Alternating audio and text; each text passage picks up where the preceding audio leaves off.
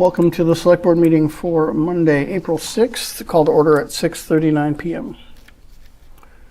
I will go into review and potential vote on proposal regarding patrol support from the Franklin County Sheriff's Office. Chief, come on up. Stay for a little while. We got a few for you. Good evening, gentlemen. Thanks for having me. Thanks for joining us. So this is the MOU we saw last week, right? With your red lines. Yep. Council feedback in here? I don't have feedback from your attorney. We did hear back from the attorney representing the sheriff's office, and they're amenable to those changes.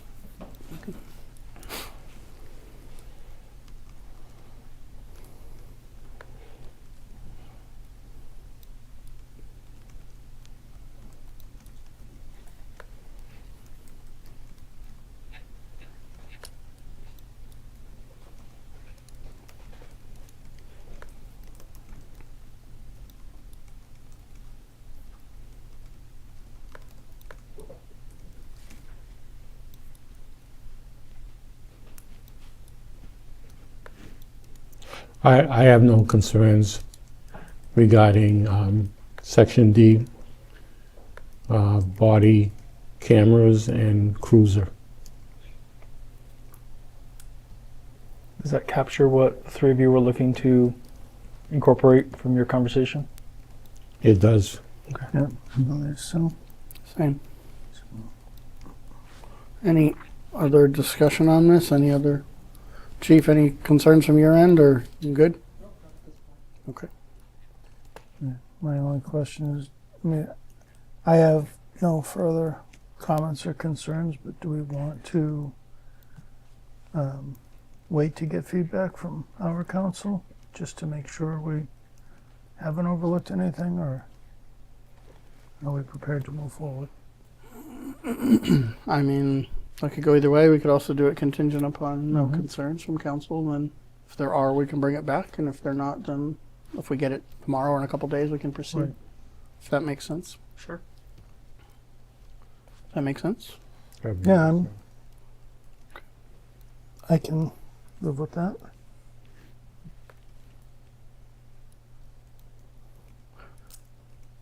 Make a motion that we sign the memorandum of understanding between the Franklin County Sheriff's Office and the Town of Erving Police Department, coordination of law enforcement activities, on April 6th, 2026 for the term of 1 year, contingent upon Erving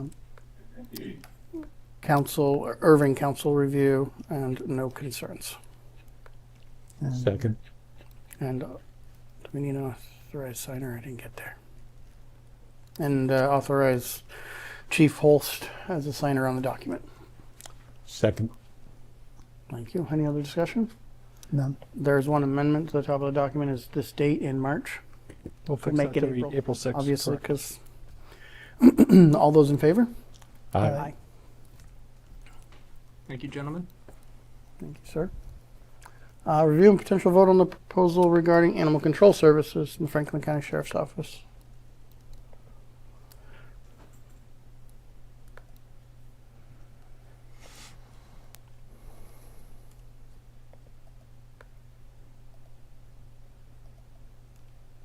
I did see in there, gentlemen, that they were offering to take the services for the remainder of the year. I don't know if you saw that or not.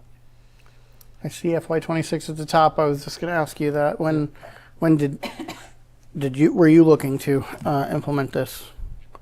As soon as possible. Okay. Again, are we waiting on council on this from our side? ACO we did not send to them. Okay. This is a 3-year.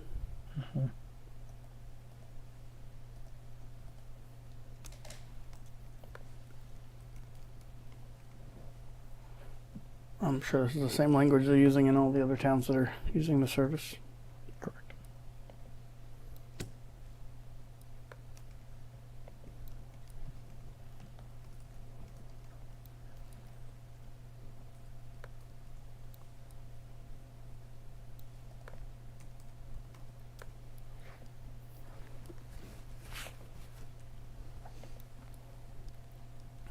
believe, I don't have the document in front of me, but I believe the FY26 was for May and June. So I don't think we'd be looking to start until May anyways. Right. Okay, I'd give I us time to believe that's start what- for May 1st.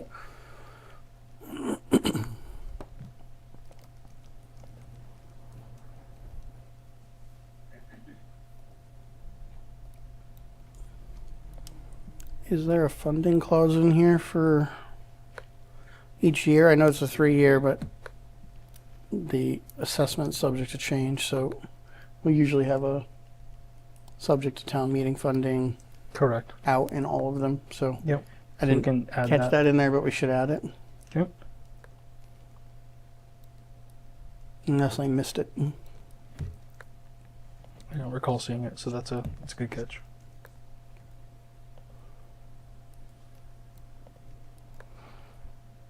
I don't believe this had a start date. So your discussions was May and June for this year, Chief? I thought I saw that in the email. Yeah, it was in the body of the email. It was in the yeah, it wasn't in the MOU. Yeah, Okay. correct. I don't think we have the email in here, just the MOU. Right? Correct. Yeah, okay. And we have funding for the rest of this year to afford that in the budget, right? Correct.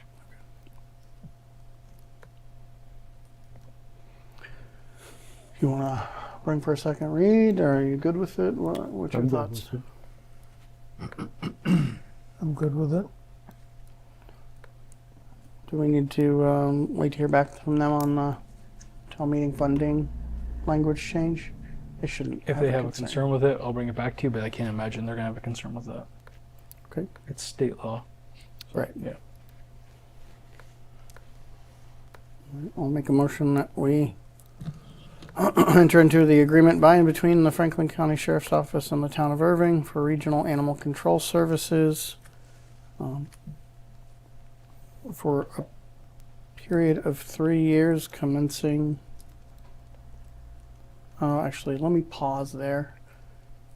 Do we want to do 2+ and have it end in a fiscal year? I know the agreement says 3. But right now, since if we're starting it 2 months early, then we can't do a 3-year and 2-month Right. agreement. So if you want to Does do that make through sense to do through the end of 28? yeah, June 30th, 28. Or if it makes it easier, do the 3-year and we'll start July 1. I mean, I'm sure we can Yeah. get through till July You 1. could do that too. That's fine with you. We can Yep. just do that. I'd rather do a 3-year and have a set 3-year personally. Okay. Do you want me to start over, or did you get most of that motion to where I stopped? Whatever you want to Did I stop it for a period? do. Per period. That's what I thought. Okay. So I'll continue. For a period of 3 years, commencing on July 1st, 2026 through June 30, 2029. And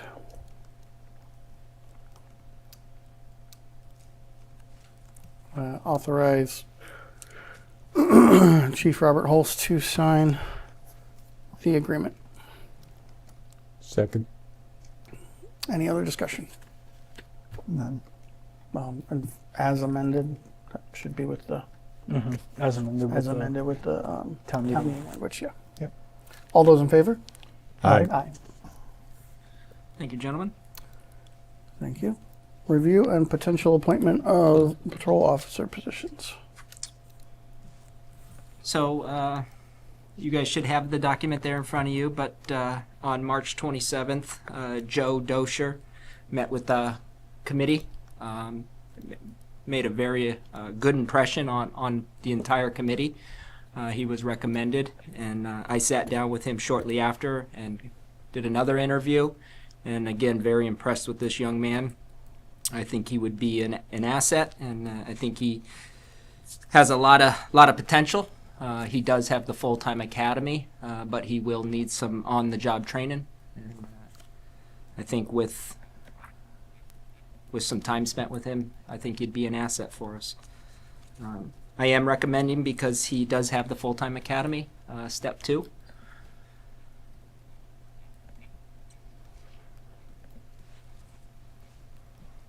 So I will say, as the select board representative on that panel, I agree with Chief Holst's assessments. He presented very well. Very bright, articulate young man who I think has some great upside potential and would be an asset to this town. Aye. It's worth also mentioning he speaks 3 languages fluently. So, Good. That's a good ad. So it's not qualities we find every day, so it's a very good, very helpful. Spanish, German, and obviously English. I have no concerns. My only question is Joe his first name or is it Joseph? Joe is his legal first name. Okay. Yep. It's a good question. Um, And just in terms of start date and training, because we have another one starting field training soon, hopefully. Hopefully. So this start date is pushed back a little bit. Okay. Which would give me maybe a couple weeks to spend with the other individual. Okay. I do anticipate some overlap with these two young men. Sure. My plan is to have one of them on day shift and one of them on second shift. So. Okay. As long as you have a plan and you're comfortable with that date. Yeah. I don't have any concerns then. I'll make a motion to appoint Joe Dozier as full-time benefited patrol officer in accordance with Mass General Law, Chapter 41, Section 133, for a term of 1 year, pending successful completion of a pre-employment background check, psychological exam, physical exam, and drug screen at a rate of grade P2, Step 2, at a rate of $28.91 per hour, and with a start date on or before May 18th, 2026. I will second that. Any other discussion? No. All those in favor? Aye. Aye. Excellent. Gentlemen, thank you. Sir.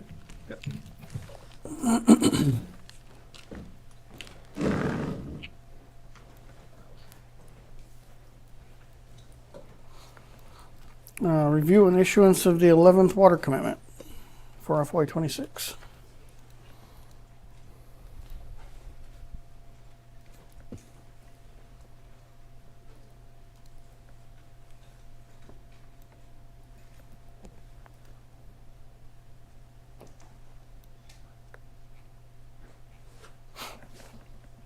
Any discussion?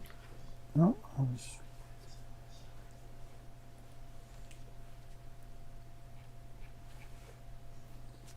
All good, Bill? Yes, Okay. I guess the question is this just Is there interest? something on the water commitment? Are we waiting? Okay. Oh, I thought you Okay, he got, thought there was. I thought you were trying to. Just making sure. That's fine. Just go over your last action. No, water Okay. commitment, that's fine. Okay. There's, well, I will just say there's a couple accounts that had 0 reads, and we're reaching out to those property owners to troubleshoot those issues. I think it was 8 accounts, but that's something that we'll bring to you in a supplemental. There was no other concerns in the water meter reading, and the collector finalized that last week. Okay. I know we had some outliers last time through. It was Right. a little better this time. I mean, zeros, but Right. not high. Right. Okay. So every time we do the readings, we've been following up with the accounts that have been problematic, and then the staff arrange time with the property owner to either do a meter check or to replace hardware like the buttons to make sure that we're in good shape for the next reading. Okay.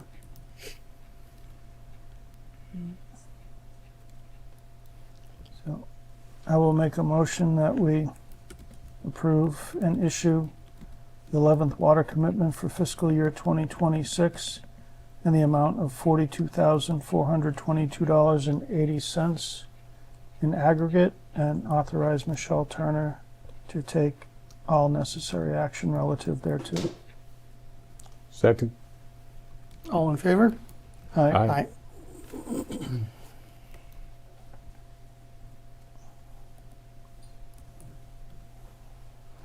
Review and approval of the treasury warrant.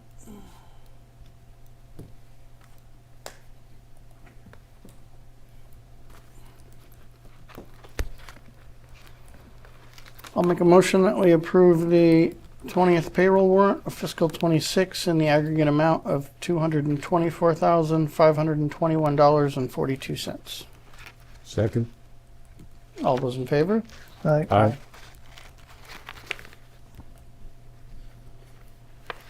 I'll make a motion that we approve the 20th payroll benefits warrant of FY 2026 in the aggregate amount of $36,855.11. Second. All those in favor? Aye. Aye.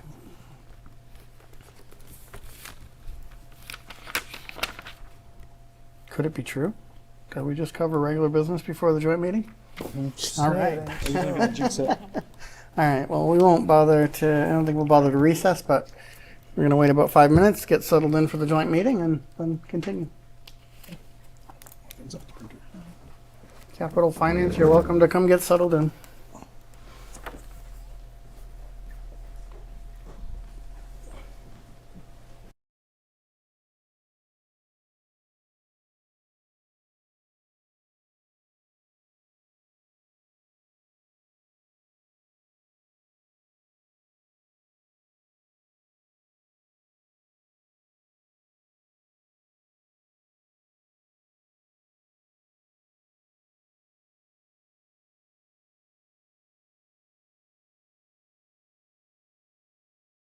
Visit. Yeah, I don't know.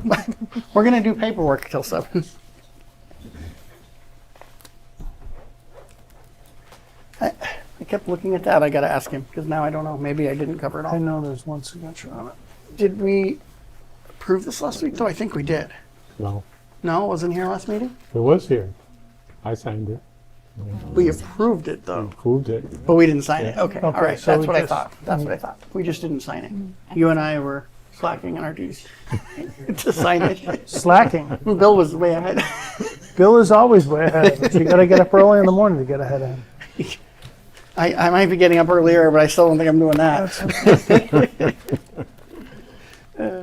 You still, I might be up that early, but my caffeine hasn't kicked in yet. That's my excuse. right? That's my story, and I'm sticking to it.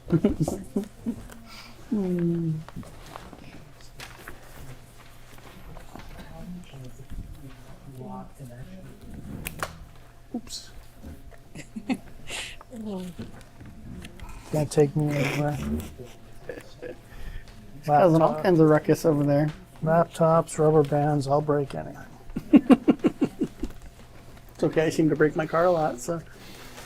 I wasn't going to ask about that. I was like, that's a different color and a different body style. On the way down to PA on Monday last week. In the morning, started grinding and all kinds of stuff. Yeah, replacing the rear motor drive unit again. And the rear CV shaft, which just wasn't really in there anymore, but was in just enough to grind the motor splines. Like, oh god.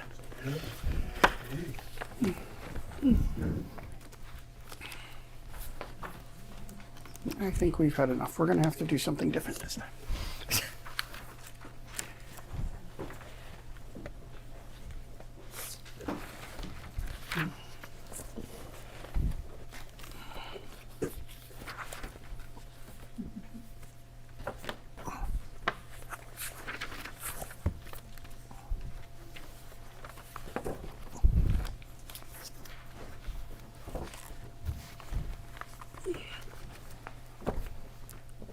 Step out for just a moment before we get going. Good deal.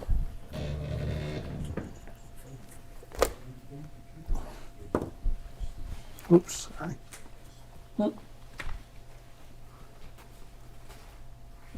You feeling like I have a mic on still?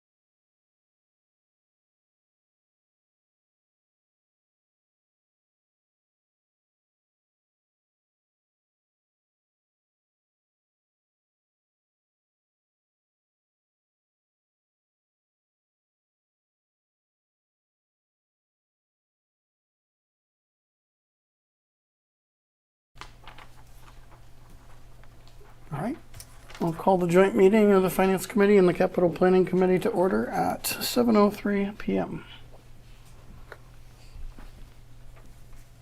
A variety of things to cover, but let's start with the discussion around the veterans 22J exemptions. Would you join us, please? I have the record show that I'm removing myself from this discussion as Finance Committee because I'm a veteran. I'm excusing myself from every official capacity. But I do want to sit on the other side of the table so there's no question I'm doing anything official. I have just an opinion. So you're here unofficially right now. Unofficially, thank you. All right, we'll do. I believe we'll have a quorum on finance in a minute, but we don't yet, so for the record as well. With him stepping away. And you're not here as an assessor either, right? Correct. Just to be clear, okay. Just want to make sure. Our clerk is here and I'm Yep, I appreciate that. Thank you for joining us, Diane, putting all this together. I know a lot of what we've been trying to understand is what could this do to our taxes, so, and what does it all mean? Because it's complex. At least we think it is. Once I explain it to you, it will be simple. Okay, excellent. Please. In a nutshell, what I want to say at first is every year you can bring this up. You are not obligated at a certain percentage or anything. Each year you can change the percentage. You are stuck with the COLA though. You pass the COLA, so the COLA is going to increase. Mm-hmm. So what this sheet is, it's kind of broken. Do you see that first section that says FY This one? 26 exemption cost? Yep. That is what was spent in 26 on exemptions. And it lists the different clauses, not only for the veterans, but the blind and the senior. It tells you what the exemption amount it was, and then what it was with a 2.9% COLA, and the number of exemptions for each clause. So that first total of $36,942.21 was what it cost for the senior, the blind, and the veterans. You had a senior work-off of $435 and a small commercial exemption, so the grand total was $40,568.33. That is what was spent for fiscal year 2026. The little middle section where it says FY27 exemption cost, that is just showing you what the exemptions are going to increase with an estimated 5% COLA. The COLA is determined by the DOR. That's just the percentage that they give an example, so that's what I put down. I did make the assumption, trying to keep this sheet simple, that I did do an increase to the blind and senior in case you guys agreed in a COLA for that. You don't have to, I just put it in. So then the other one where it says proposed FY27 exemption cost, at 0%, that is with no change, the total is going to be $39,193.73 because of the COLAs. And I'm using the same number of exemptions that were in FY26. Could increase, could decrease. I also put down at the bottom the $20,000 because that's my understanding that you have allocated for the senior work-off program. And I put $3,500 just estimating the small commercial. I wanted you to see what the total amount would be to the overlay, not just the veteran and seniors. So when it goes to 25%, 50%, 75%, and 100%, I just picked 4 percentages. And so if you went for 100% exemption, if you took the total of the 72,587.46 and you subtracted the 39,193.73, it would cost you an additional $36,942.21. Can I pause you there? Sure. What was the number we were starting with? 70? Are you talking about the 100 or the 0? The 100. The 100 is 72,587.46. Okay. Oh, and you were comparing it to the 26 actual. To get Yes, your but I 36? Okay. didn't take the 36,942. I took the 39,193.73 because of a COLA. Okay. And you said the difference was 36,000? $36,942.21. That's what it was in 26. Oh, sorry. That's okay. That's where I'm I got reading confused. the wrong one. No, I'm That's sorry. okay. That's why I was asking. I thought something didn't math there for me. I'm sorry. The difference is 33,393.73. I was reading the wrong number. Thank you. That's now I'm following. Okay. Yeah, you had me too. 33,393. Okay, yeah, right in the first paragraph there. And so the And that is- the last column that I wanted to tell you was veteran exemptions were adopted from the state actually in the 60s and 70s. I picked 1970 just for an approximation of the year that it was adopted.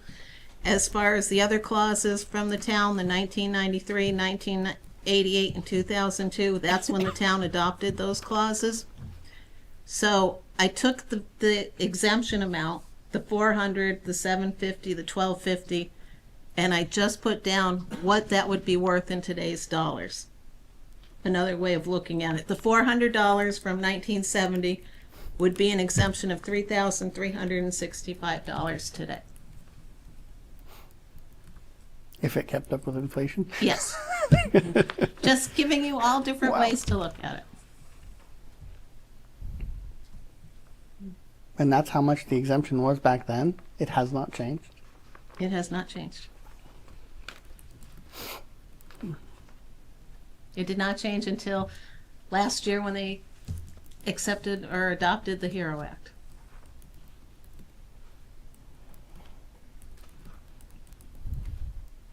So with the HERO Act, the change was the CPI?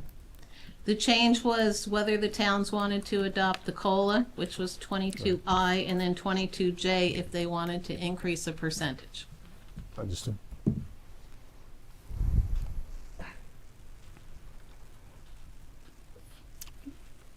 On the left side, under total cost for 26, the footnotes under there, the 2 asterisk one, what does that apply to? All the proposed 27 exemption cost? I didn't see the The double asterisk. asterisk is just that for the seniors, they're limited who's eligible for gross receipts is $20,000 single and $30,000 married. Assets are $40,000 and $55,000. There is a clause that you can change that if you want. I did not write down what those clauses were.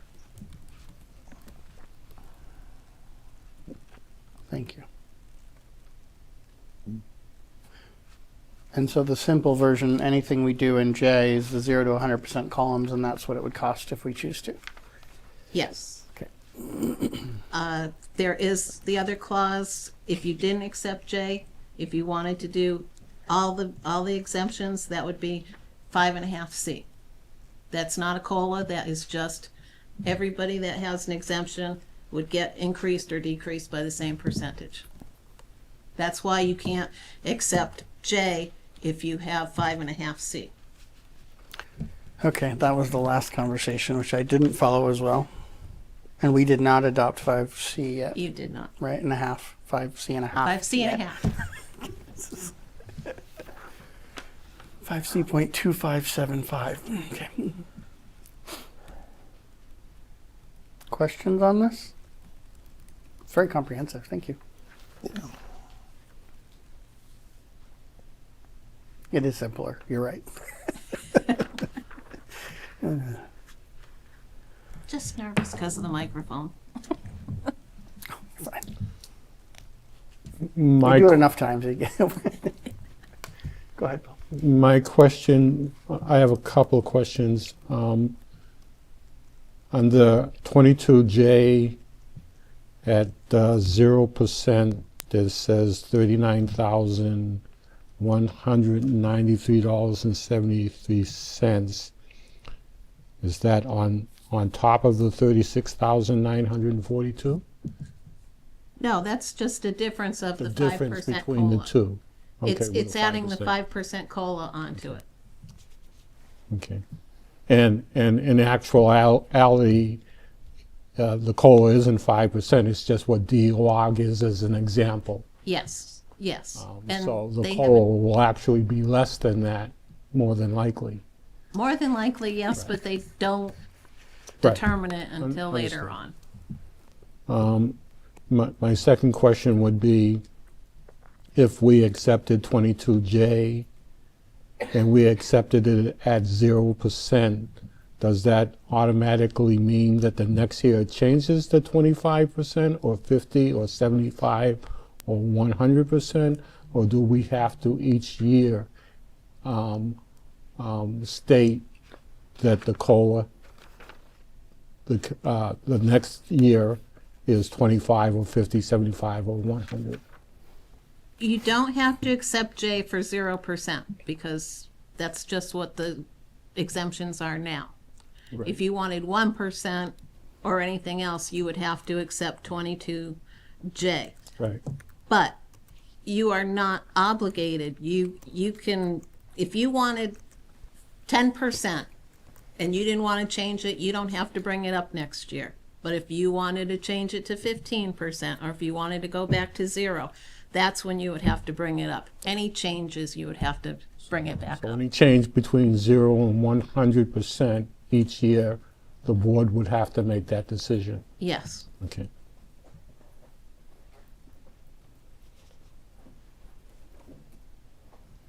And if we take no action, it just continues at whatever was set in the Yes. prior year.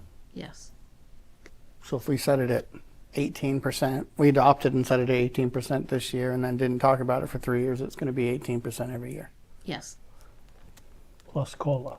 yes. Well, after all the things that we've already adopted before that happened.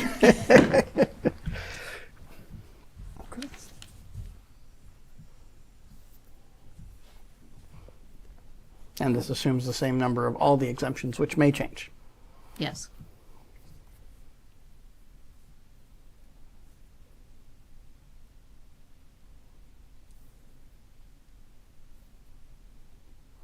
The senior work off, we budget up to 20,000. That's correct. But then what is actually You only used used per se is what actually gets applied. That's correct. You had yes, Yeah, $435. So the current fiscal year, the other $19,568 or $65 just didn't get shifted Correct. Correct. and exempted. We're taking applications for the coming FY Right, so we 27 can round, plan it. Okay. but we won't know till the end of the month.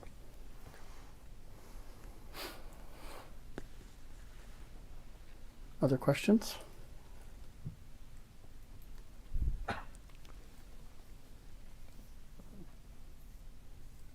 I would propose, Good, guys, is it time for a comment yet? I mean, if questions are done, well, I don't know if they no, are. I have no questions. Further questions? Thank you.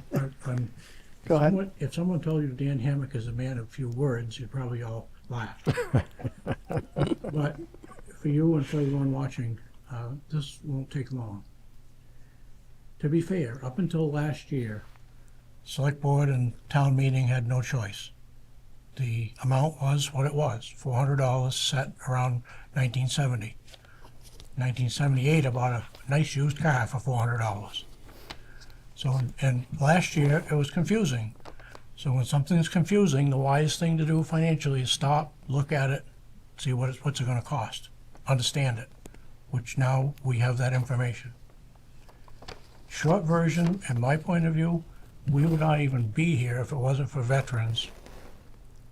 And in 56 years, on that $400 thing, in 56 years, we've gave veterans an increase for $20.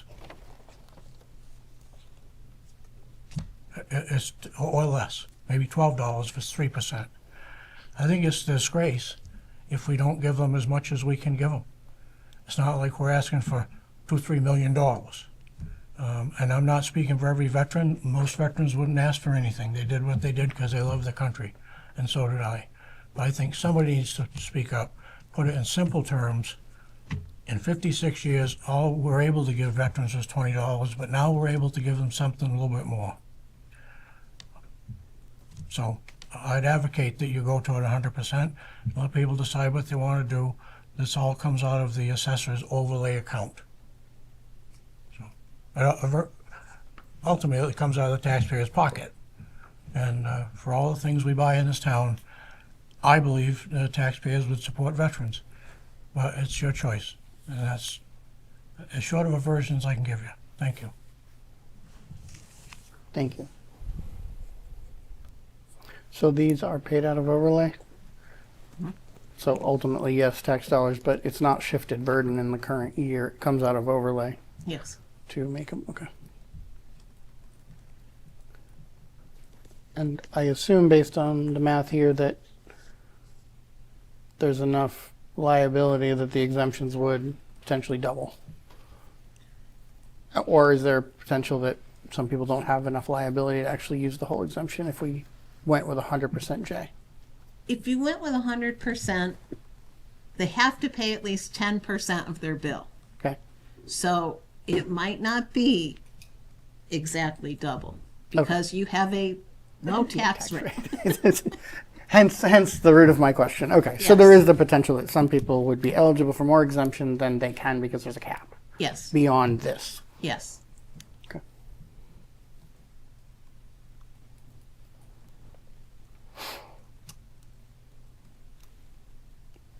Could I make one more comment for those people who were not watching last week? Yes. And I'm told there were quite a few people watching, which is great. I should have watch parties and see what's going on. It's everybody's money that we're talking about here. But Selectman Bembry brought up the town of Brookline that he had looked at. I think am I correct, Bill? They had 60,000 people. Yes, they and they did. had 79, 76 people, Yep. veterans on this kind of a program. So Yep. unless we expect 500-600 veterans to move into town, I think these numbers would be reasonably accurate. Remember also, it's just a disabled vet. It's not every vet. That's true. Even more reason we can bond $20. Thank you.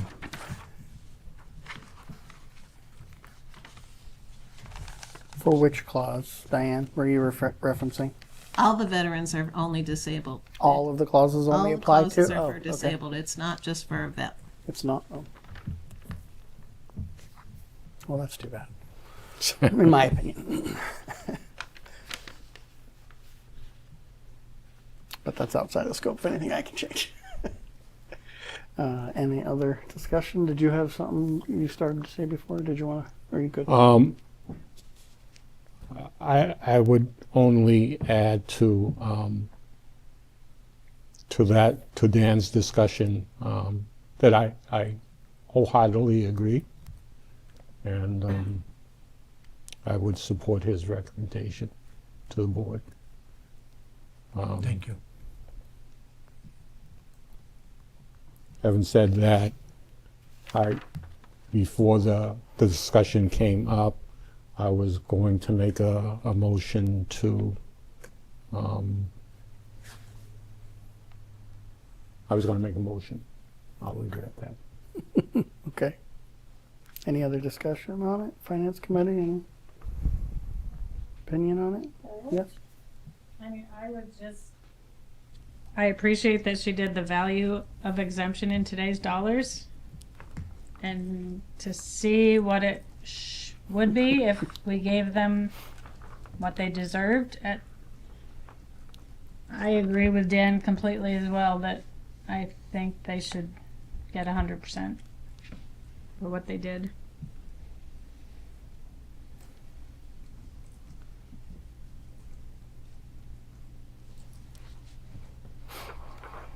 I'm going to echo everybody else and say same. Okay. I agree with them as well. I also agree. All right. Bill? Feel free. So I make a motion, and the first motion is that we adopt under section 59 Mass General Law, Chapter 59, Section 5, Clause 37A, for the blind, Clause 17D and 41C for seniors, to include the COLA clause for these exemptions. I'll second that motion. What was the first one? 37A, Okay. Clause 37A. May I interrupt? Because that's not. I was not able to find a COLA increase for the blind. I did find one for the seniors for the 17D. It would actually be clause 17E, and 41C would be clause 41D. But I couldn't find one for the blind. So what you have in the memo is Are the 59 clauses. section 5 17E and 59.5 41D are the ones that do exist that we have not adopted for Yes, for COLAs the COLA. for seniors. Yes, for the COLA. Okay. But we didn't find any language regarding the blind. I A could COLA not. 4. I could not, but I will I will try and contact DOR. Can we do a local for that? Like at our level, can we just say that that's what Erving is going to do? And can we just do it? I've never been asked that. I don't know. That's a good question. I don't know either. I was just looking at the MGL myself. I don't know. So, what you saying, do we need to amend 17D and 41C to read 17E and 41D? Correct. Yes, yes. And it'd be a motion to put it on the ATM, not to put a article on the Put the ATM to article- adopt. put the That's article. the language I'm trying to get there in front of it. Is a joint meeting? Can we all vote on that one motion? Or does FinCom need their own if they want to support it? Could go either way. I mean, So the Yeah, question probably to the should. three of you is, once we establish that we're going to put it on, I suppose then you probably should vote to yeah, so it's endorse a it. vote for you to put it on there and a vote for you all to recommend. Got it? Yep.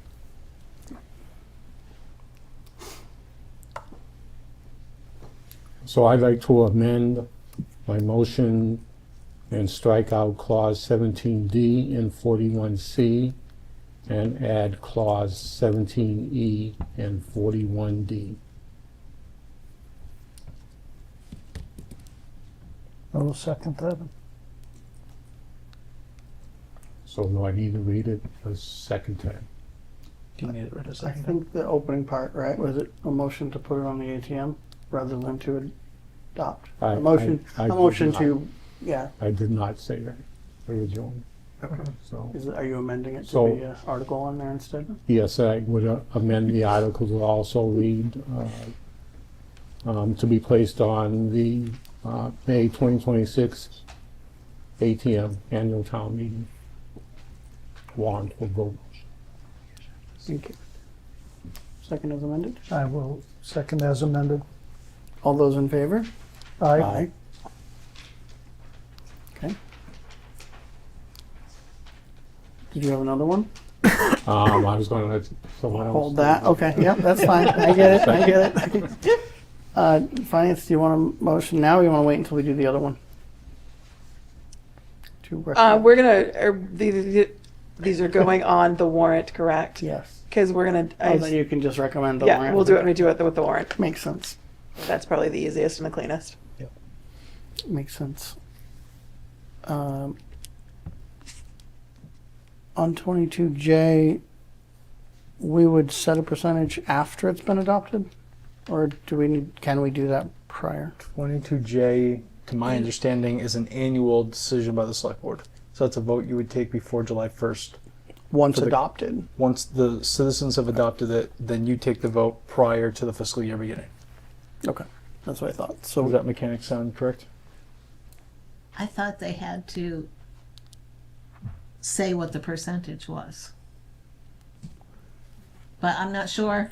I didn't I didn't look at City or that. town that accepts It this just- clause and is certified. Assessing, blah, blah. The one we've already adopted, DOR adjusts automatically for us. So this is the local version.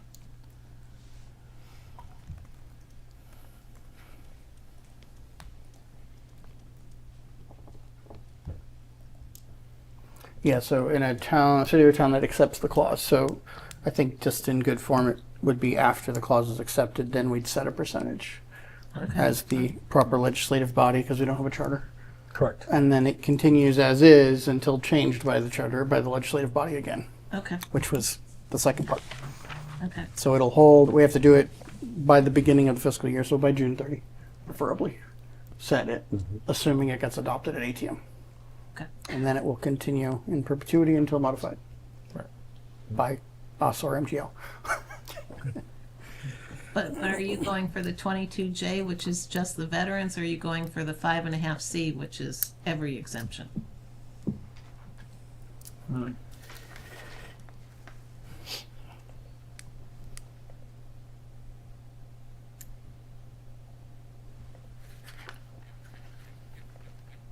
Oh, I'm going to reread that one. So if it's 5.5C, it's still the same process, though. If it gets past the town meeting floor, we set the rate prior to the start of the fiscal year. Yes, because the percentage would just go for every exemption, except for the full exemptions. Those are not involved. But 59C and a half would include all the veteran clauses Yes. as well as Yes, the seniors, it's every real Everything. estate exemption. every exemption Yes, offered by the town. yes.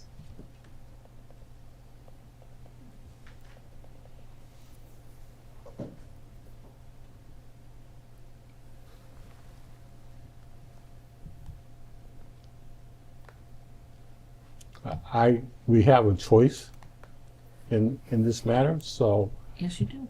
my recommendation would be that 22J was clearly for veterans, is my understanding. Yes, that came from the HERO Act. Right. From the HERO Act. And we've included seniors, blind, and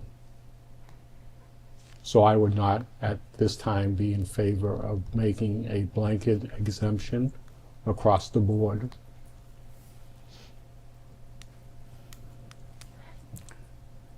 I don't follow.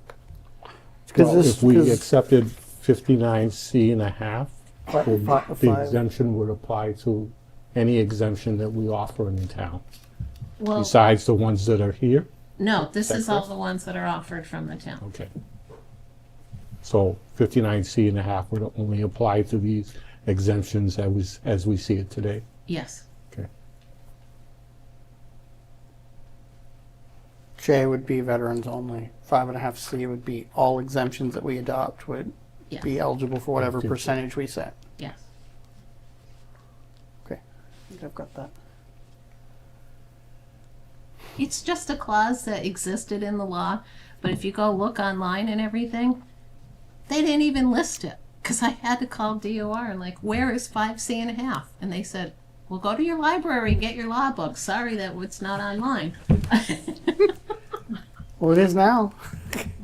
5C and a half. They must have caught up with it Yeah, they put it on when I called. after you called. I said, you need to put this on there.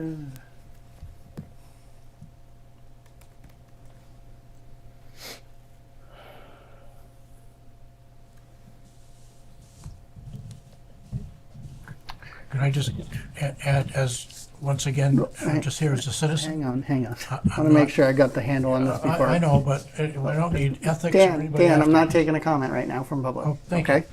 Thank you.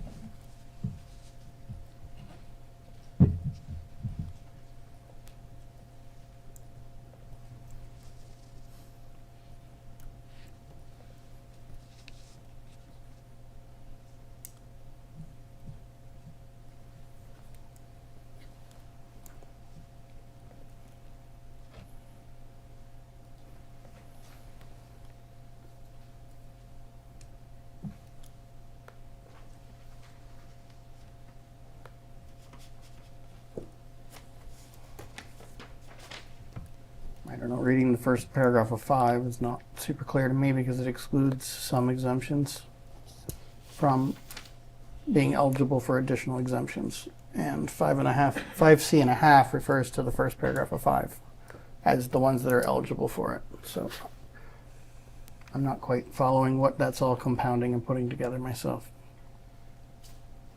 I don't know if you guys are.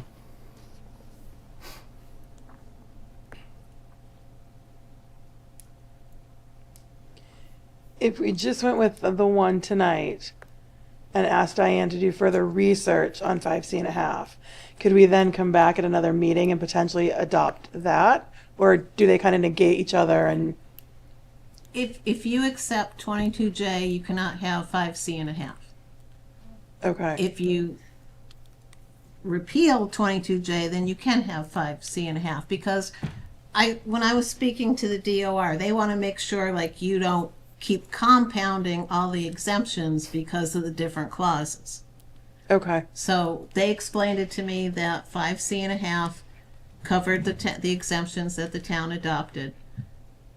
Not as far as COLAs or anything, just as far as percentages. 22J is the percentage just for the veterans. okay. Okay. Could they just clean up 5, section 5? I had the discussion with them. I was on the phone with them for over an hour. Oh my goodness. And the bad thing about it, they won't put anything in writing. Of course. Except this mess. Yes. I told them they know how to make everything convoluted. I mean, 5 goes to 5C and 3/4. It also goes to O. And within 5, we have 22 at J. How many more layers could we add? All right. I thought I understood it until I started reading more. And now The more you read, the less it makes sense. Well, I will a little take bit what is Diane when said. when they show you the IGRs for the 22J and everything, and you read down at the bottom, it says you cannot adopt 22J if you have 5C and a half. That's how I came up with the 5C and a half, because I couldn't find it anywhere.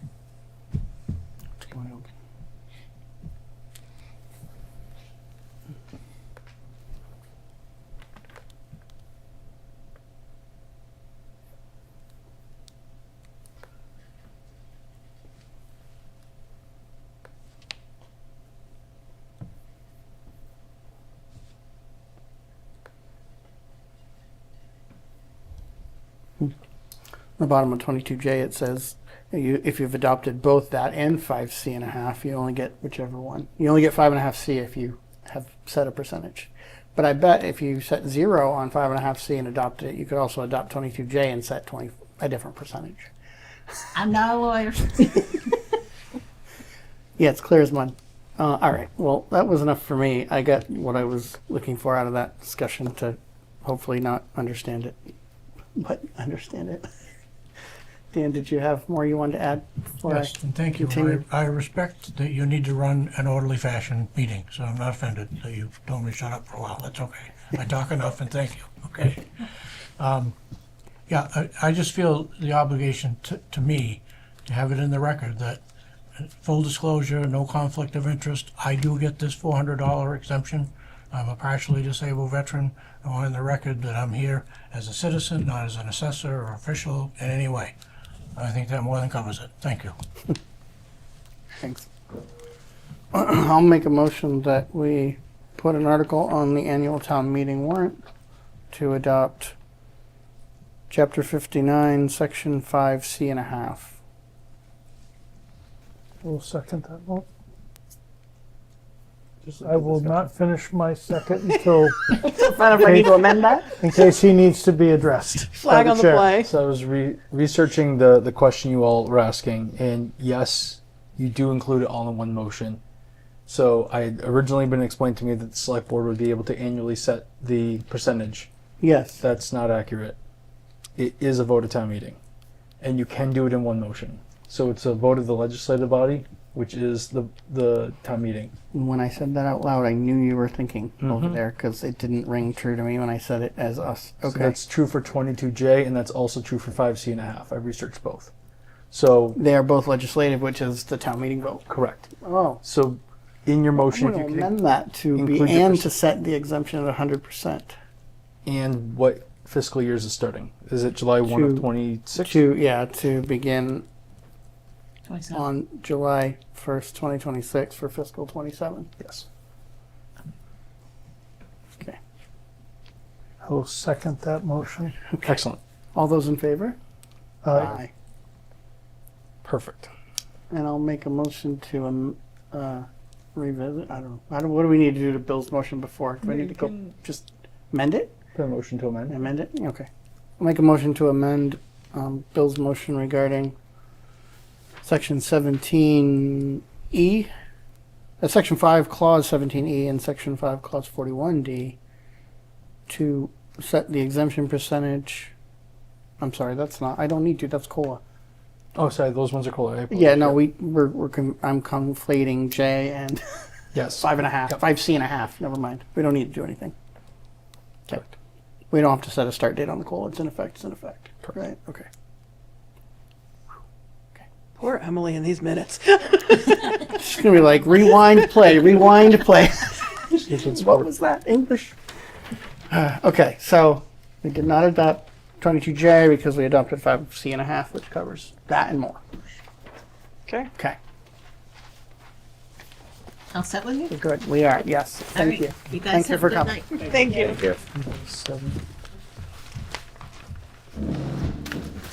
We didn't have any overlay questions before she leaves, did we? Did we finance anybody? I just For overlay, I don't believe we did. okay. Good. Thank you. I figured before we let you go, fully.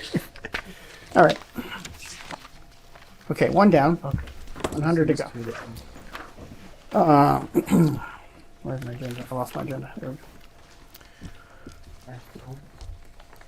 All right. Why don't we go to the water use rates forecast discussion that we had started last time, and we have more info tonight, so we can. My bad, reset. Oh, okay. So, Brandon furnished some additional information that we had requested from last meeting. Do you want to walk us through it?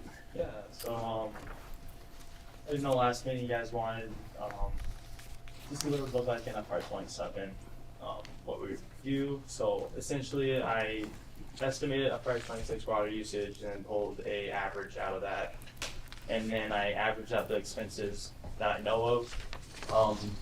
And so the averages for the usage was 13 million, effectively almost 14.5 million. And the averages for the expenses was 80,721. And I just put the admin fee and fixed fee as just fixed costs, because talking to Pete, he didn't really tell me they changed. So I'm assuming they're just flat fees. I honestly do not know. So I'm making the assumption that those do not change. And I know we talked about potentially increasing that capital outlay because we thought 50,000 was probably too small. So I increased it to 75,000. I still don't know if that's the correct amount. If you guys want to change that, increase that, it's completely up to you guys. But essentially, using that information that I did, I came out with a number for 8.68. Using all this data, and obviously that would be a pretty big jump up from FY 26. So I essentially split it out, as you can see, for FY 27, FY 28, FY 29, and so on.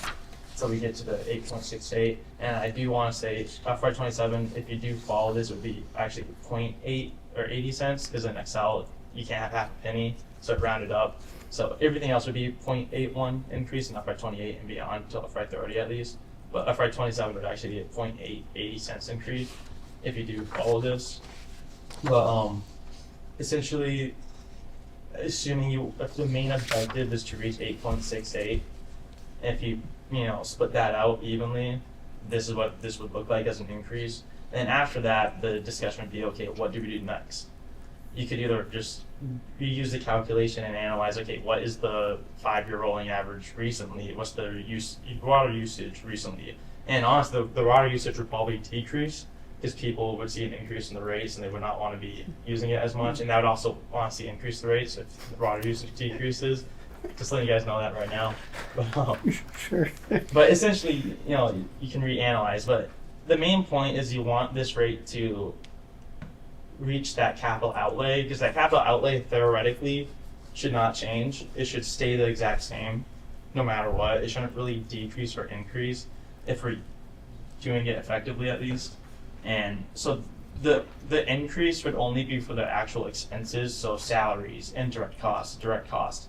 And so, as you can see on the next page, I forecasted those out, and the average I came to in the forecast would be a 1.92% increase on average for those expenses, which I think makes sense if you include like salary expenses. That's really the main ones that usually increase. And so I just rounded up for a 2% increase annually. But obviously that could change. So I wouldn't use this for like set in stone, we have to follow this exactly. This is more just like a general idea of what we potentially do. And also the only reason why I would potentially put the 8.68 out till that late is because we don't exactly know when the debt's gonna come into effect. I know we're doing the engineering right now, so who knows when that debt is actually going to hit that enterprise fund.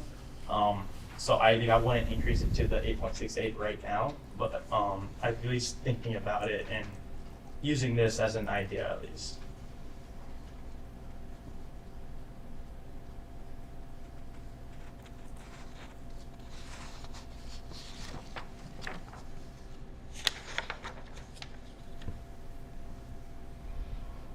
Questions? Comments? Just want to say thank you for the detail and spelling it out. It makes it a lot easier to follow. It's in front of me then.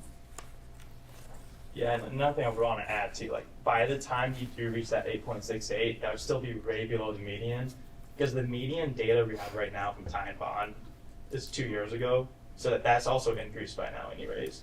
So it's probably by a good amount actually. So we would still be really behind the median, which is not necessarily bad because it's a small enterprise fund. It's not a massive enterprise fund, but still, just keeping that in mind, like we would still be below what half the towns have in Mass, at least have. So yeah. What was the median? It was like was gonna say- 8.58, I think, or around that. Okay, amount. got it. Since you So it's threw- probably over 868 already. Yeah, it's within- definitely it's probably Right like now. 8.7 or something. Like Okay. that. And by the time we got there, if we did this over 4 or 5 years, Yeah, it'd it'd be be probably 9 well something. over 9. Yeah. Okay. if not 10. I was going to say the capital costs may go up too, though, with inflation and stuff over time. May?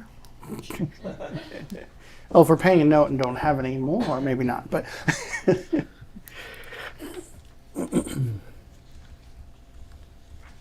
interesting.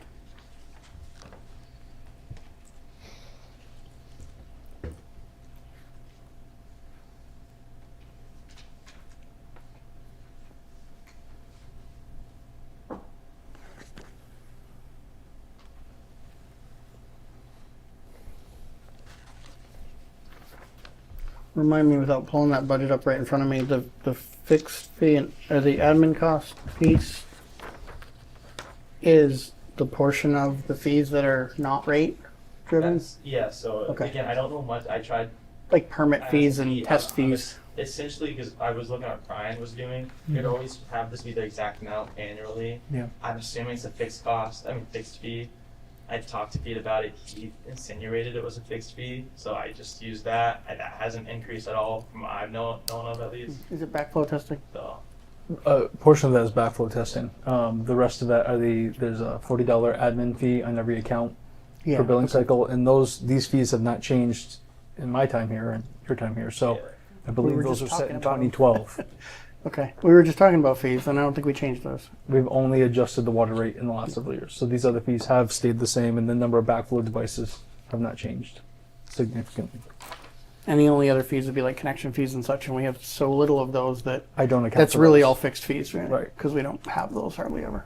Correct. Okay. Not enough to protect it. So So, Brian, I Yes, have a question. So, as water commissioners, if we're to change the water water fees and make policy and rules and regulations. Do we need to, does that open a hearing of any sort? Great question. So you all have been putting it on your select board agenda as a discrete item that you consider and vote upon. We don't do it as a formal hearing. I do know that adjustments to the sewer regulations require formal public hearings, but water fall under a different chapter. And to my knowledge, they do not require a formal public hearing. But you always could. Just because it's not required doesn't mean you're Right. precluded from doing so. Right. I mean, plus, we're not adopting it tonight anyway. Right, We'll right, put it on in right, the future. right, It's more of Right. like, you know, just Right. good information to think about before we have to do it.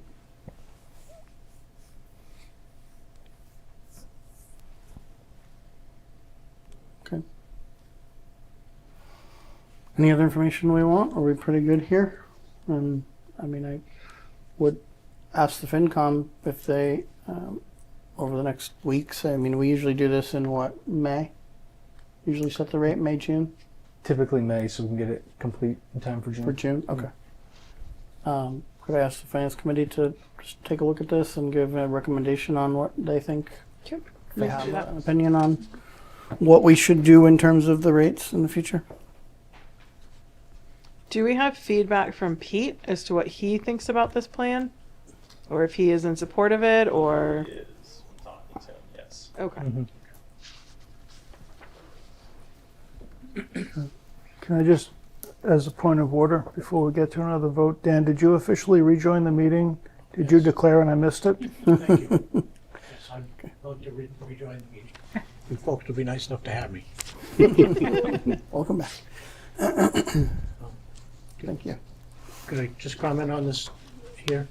Just for, again, the people watching, the people who pay for the water, those who are watching, the way this was reading to me is because we know there will be future expenses and that we need to plan for the next 4 or 5 years, the rate will go up somewhere around 75 cents a thousand. It gets a little bit less in the later years, but roughly that. And it's so that, and they say, why my water bill go up? Well, we're trying to plan for these things that we know need to be fixed. They know need to be replaced. We have some known costs and some are unknown.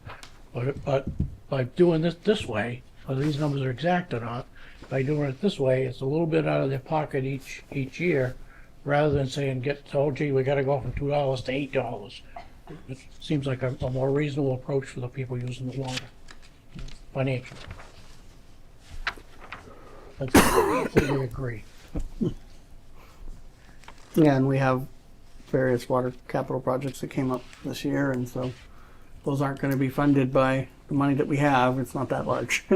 And so borrowing, if that's what we should choose to do, this helps ensure that it's funded by the users in a way that doesn't change it one year to pay for $1 million project or something. So 'cause that'd be a lot more than 75 cents or something in that range. Okay. Any other asks on this one? No? Okay. Could we get that by, I don't know, when, mid-May? Is that reasonable? Yeah, we can do that. Okay, thank you. Okay, that's that one. On to the budget.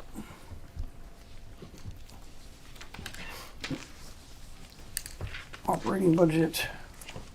Fund. Pass down for the wastewater department. Thank you.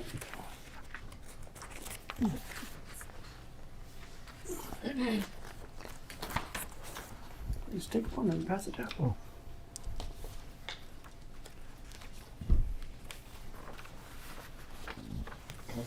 So the document that's being passed down, oh yeah, there's 2 pages. The chief operator couldn't be here tonight, so we're subbing for him.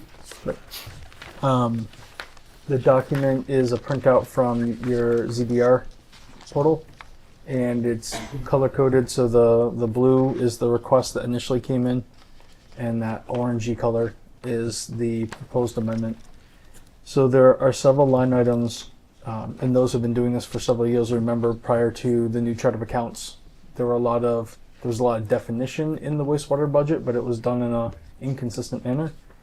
and there were a lot of things that weren't accounted for. So when we built out the new chart of accounts, we added many line items that didn't exist previously to offer standardized classifications across all departments. So electricity is true whether it's wastewater or the highway. It's always the same codes. So when I was going back through every departmental budget and came back across this department, it dawned on me not only do we need to make an adjustment, or at least reflect on the adjustment we made at the town meeting 4 weeks ago at this time, to allow for health insurance increases, because it's an enterprise fund, it holds its own costs. I then started to look at some of those line items that had to be added for definition. They've been expended from over the last 2-3 years because they now exist, but there was no budget to correspond with them. So they were just being spent into the negative. There was capacity in other line items that once absorbed those charges. But that doesn't make sense to continue to go down that road. So I spent some time working on it. Jake spent some time with me working on it. So that is the summary of that work and the takeaway. So there was already a proposed increase. We have a significant increase on sludge hauling that we're anticipating for FY27. Sludge is the byproduct that comes out of the treatment plants. You have to dispose of it at certified disposal sites, and there are less than a handful of them in the Massachusetts region, so ours goes to the Lowell area. We have a partnership with the town of Montague. They're able to take some of our material, but most of it heads to Lowell. So those are fixed costs that we have to account for.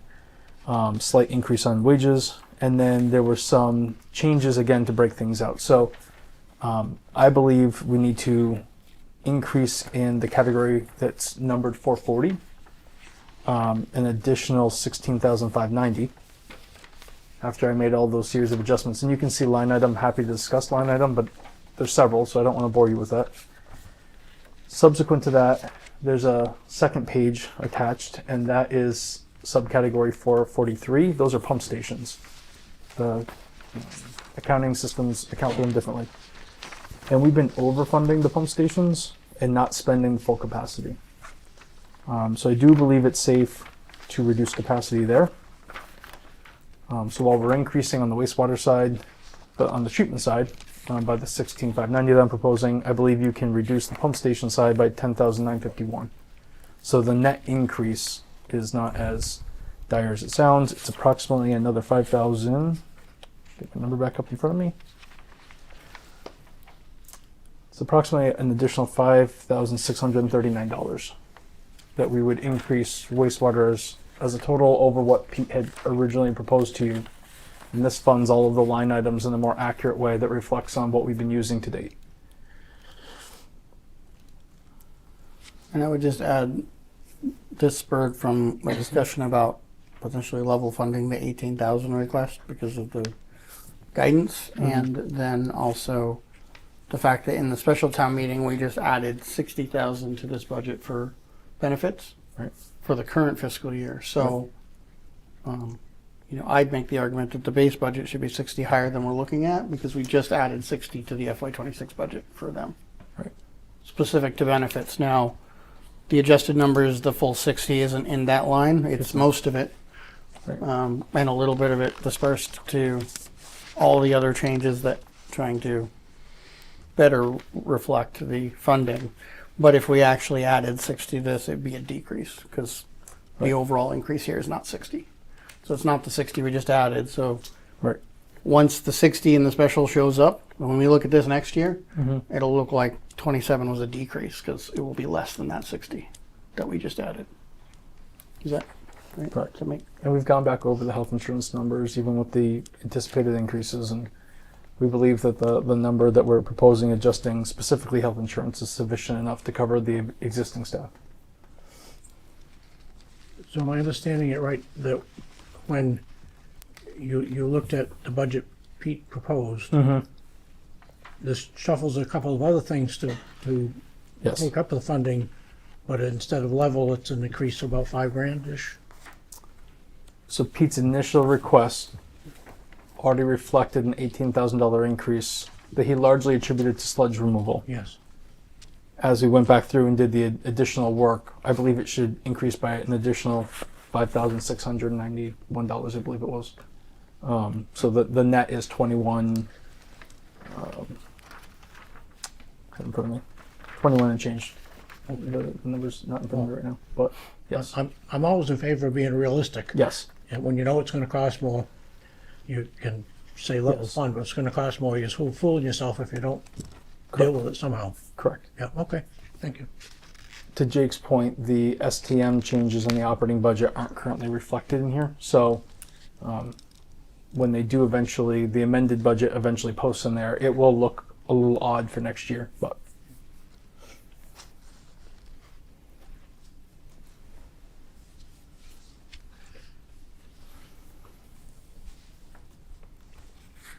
Is there a way, Brian, to make it so it doesn't look odd? So that we know, because I'd hate to come. I tried to change the columns that you spend time in ZBR. So the columns are fixed, and on the reporting side, I can add and change columns and move them around. And so I was trying to change the column show, instead of showing me the original approved, to show the amended, which Yeah. would reflect that change, and then do the balance variance off of that. But it's not that's not a change in the budget module that it will let me do on my own. So I'm assuming engineering would have to do that. Okay. So we can all make right. the requests. Okay. I'm just thinking I don't want Pete to come before us next year and have us all have forgotten. It's if that's going to be a significant Agreed. fluke, it's going to demonstrate. So No, we can definitely get that request into Zobrio. okay.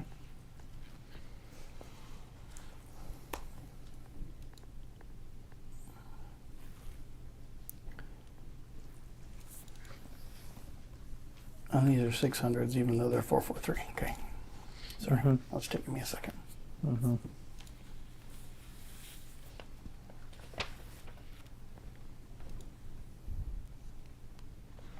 And I think on some of your printouts, some lines look like they printed in duplicate. That's a fluky little thing with the software. It does that occasionally, so I apologize. The lines truly aren't there twice. It just does that occasionally.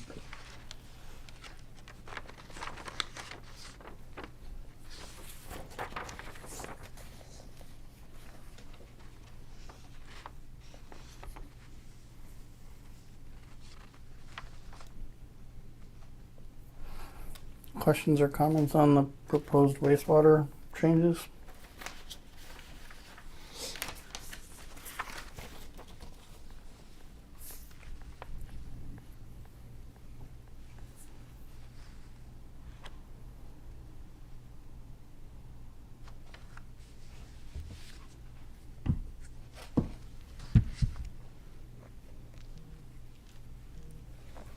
The only other two changes I want to make you aware of that we could also do would include adjusting animal control. Was that no questions on wastewater? We're good with it? Sorry. Okay. Sorry. No, go ahead. So animal control, the select board is looking at partnering with the sheriff's office for the animal control service, and the proposed price is just under $8,000, and you've been funding animal control at $12,620. So that's a line item. It's not a lot of money, but you can bring that down $4,620, and add that to the funding to adjust to some of the other budgets that you need to adjust.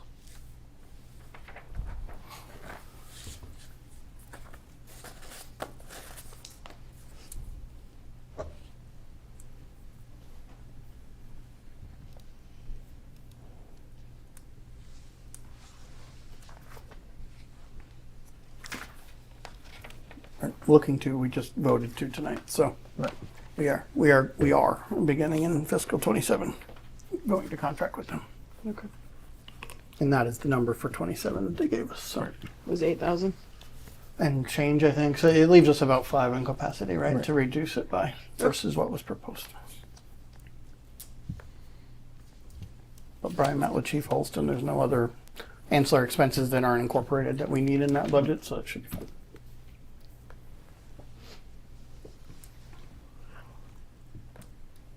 All right, back to overall budget. I mean, we also have some things that we have not closed out.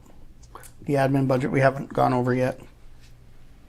And we need to talk about market adjustments for employees, which we haven't touched on yet. And at least as it is right now, there's not a lot of capacity, so we may have to make some other decisions after making those decisions. If we want to balance this, I think. We should go through the admin budget real quick, though. Is 123 the only one we didn't go through yet? 122, 123, 114. We did 142. Town moderator? We did general earlier, yeah. Okay. And then Well, I think we did. It's level funded. we went through insurances. Solid waste got. I think we skipped over solid waste when we did public works. We don't have any of those printed though, so was everybody good just discussing them? Or pulling them up if you have it in front of you? So 114 is town moderator, it's level funded. Mm-hmm. 122 is the select board. And our budget is also level funded.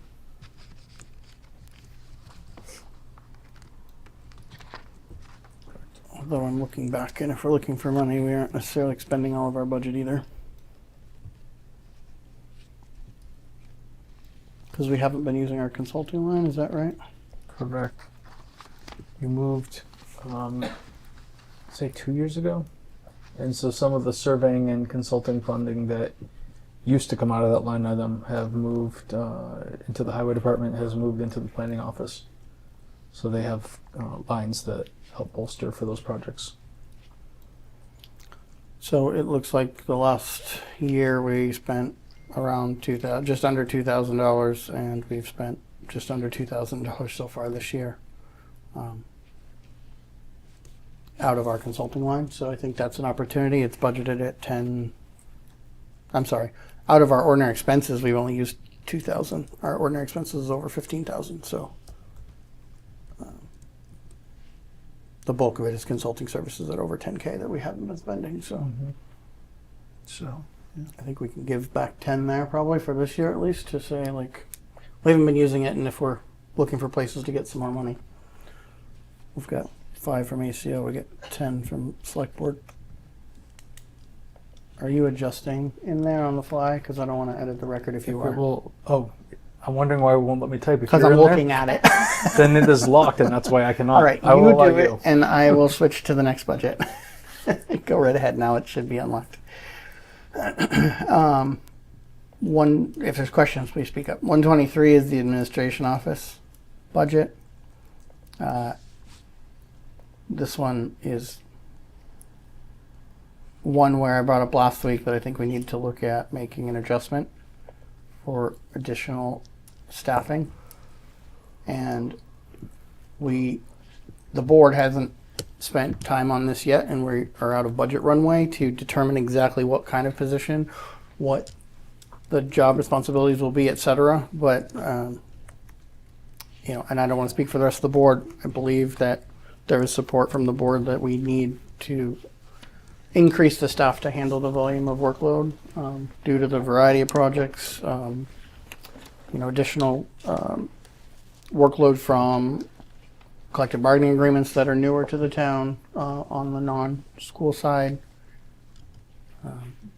HR demands and expectations continue to increase, regulatory, etc. And I can go on. I think my fellow team members have some thoughts on why there's a need for more support, exactly how we're going to define and carve up what those duties will be, work to do that I propose we would be working on in May and June, assuming this is something that's supported in the budget and passed.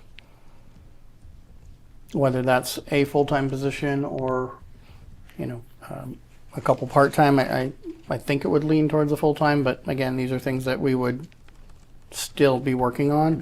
What I am asking for support on is capacity. And I would propose that we take a grade that we believe is appropriate and budget for that at full time, and then better define it obviously in public meetings before we proceed with hiring, assuming it is budgeted and supported. Did you email me that earlier? I didn't look. No, I'll send it to you in just a minute. Okay, or you can just voice it. So allowing for some variation on whether maybe it's an HR focused item, there could be a lot of different ways that we carve this up. Executive assistant, there's been other things that have been discussed in the past years when we've talked about this. during the override discussions, etc. I think grade E is probably the highest we would go for a position. Currently, we're mostly in grade D. So the proposal would be a grade E, and at step 3, just to give us a budget number. So that is. And there should be just enough capacity in the health insurance line to cover the additional position for IT that the board voted at a prior meeting, as well as a full-time position in this department. It uses up almost all of our budget capacity. We'll have like 1 left, but without an additional increase in there.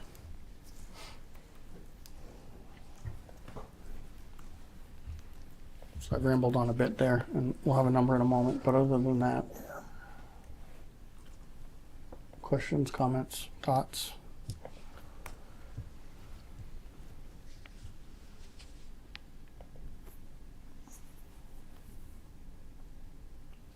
So if I do step 3 as you requested and assume full-time, that's $33.90 is the hourly rate. So the total for 52 weeks would be $70,512.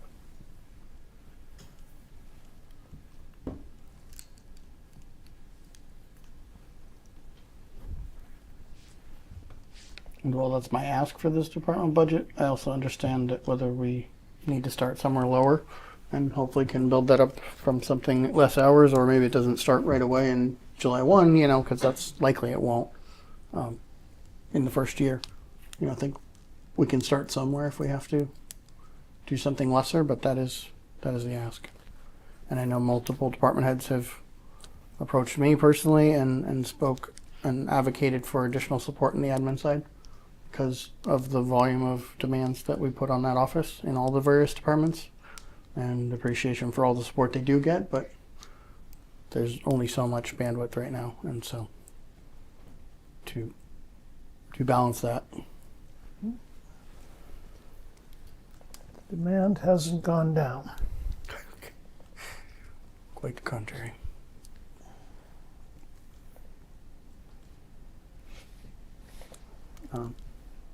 For the rest of the office, the ordinary expenses are level funded. So this is the only requested difference in the budget.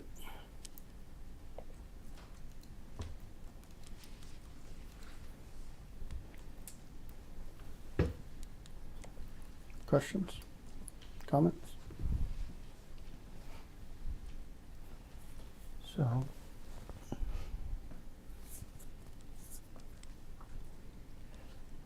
Jake, it seems like I comment a lot, and I appreciate your forbearance, but there's a lot of discussion over the years of things, what do we really need? We want to fund the things we need, not the things that would be nice and that we like. And so why do we need more people around here? Why we can't keep adding staff? Why is that? Well, we need to deal with bridges and engineering studies and preliminary reports and site visits. We need to deal with the senior and affordable housing project that's ongoing. We need to deal with, replacing the Farley Bridge or the Swamp Road Bridge. We need to deal with IP. We can't just let it sit there. These are things that take time, and to require the staff we have now to try to put in 60, 70 hours, whatever it takes to try to get it done or not get it done. It's not like we want to do this stuff. We need to do it. And just from a financial opinion, you're asking for things that we need. And it would be nice if we didn't need all the staff and all the projects, but we're in a situation where I think from a financial point of view, we need these things. Whatever that's worth to anybody, the hundreds of people watching. Thank you. I appreciate it, and I concur.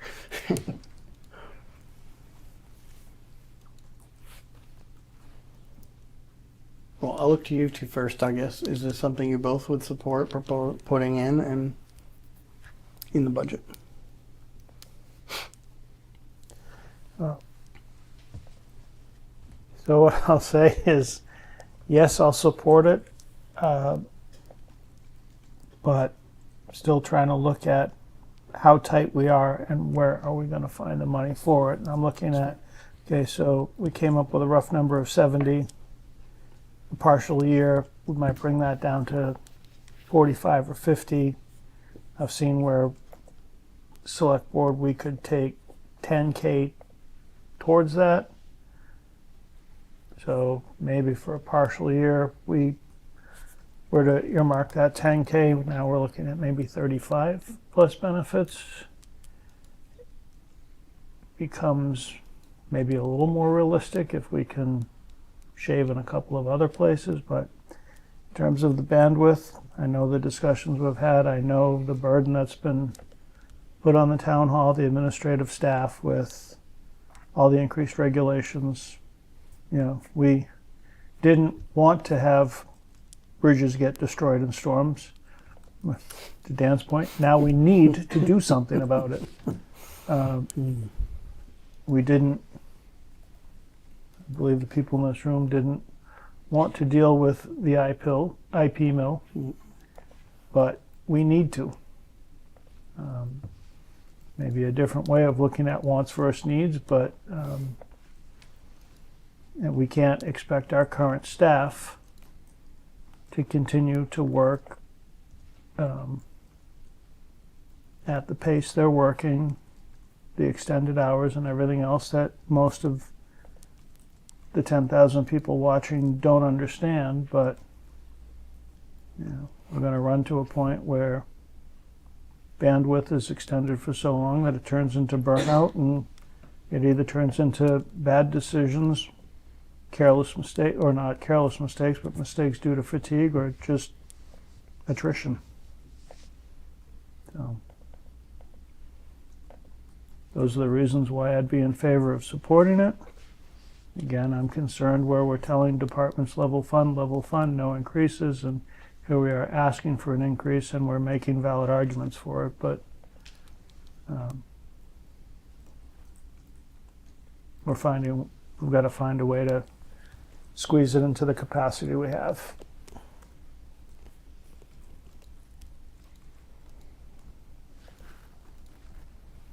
Anything to add? I agree with Dan and I agree with Jim that there's not enough time in the day and not enough staff to deal with all the issues that are beyond just a need. That it's imperative that we have the ability and the staff to continue with these projects, and not just continue with the projects, but safeguarding the system as a whole. And we're at a point where we absolutely have no choice but to protect what we have and to improve on what we have and to spend the extra money to be able to protect the system and do the things that we need to do correctly and for the public and as well as the community in the town. A good example of that is the town planner who has come on board in the last 2 or 3 years. It's brought money into the town, money that we otherwise didn't have or would have to cut back on other services or other projects. So we are saving money in areas, and we're working to do what's best for the community. And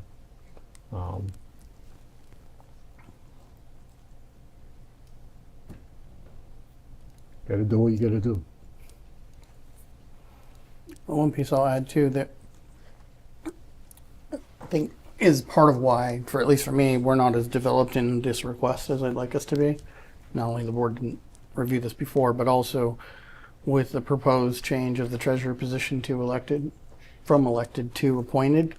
If that passes at annual here, then that changes is also, a job description and a hiring process that we will be going out to do. And at that point, definition around what responsibilities that are currently somewhat shared HR and potential other responsibilities that we may want a treasurer to handle are also something that is a balance here. So if that doesn't pass, then some of those duties may fall more on to the admin office and the position that we would like to add. If not, there may be a mix where we can have some of that go there and not need as much, or we can shift how we're approaching it. So that's where it's a little bit fluid right now because of the different moving pieces that aren't fully defined. So we're a little bit in flux until we know that answer as well on exactly how to distribute things out. I'm not proposing it's easy to find this money or that we guaranteed we can, but that's the ask. Other questions or comments from finance at the moment? I have questions, but I have a conflict, so I'm not comfortable asking them because they are around the IT position. Oh, got it.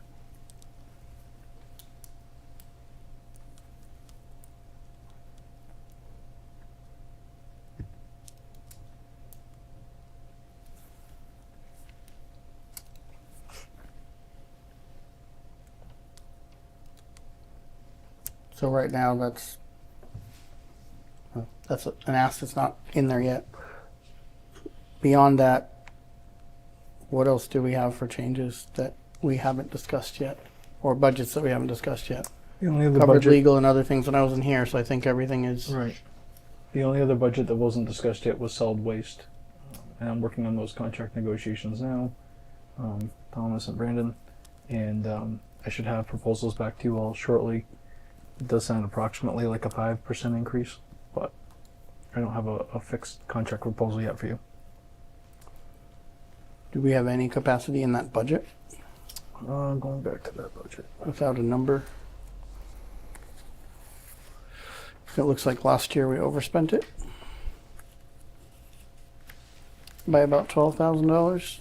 Yeah, we had a heavier anything goes collection, and we had a slight higher disposal cost than we had budgeted, which is all just correlates to tonnage that's going to the transfer station.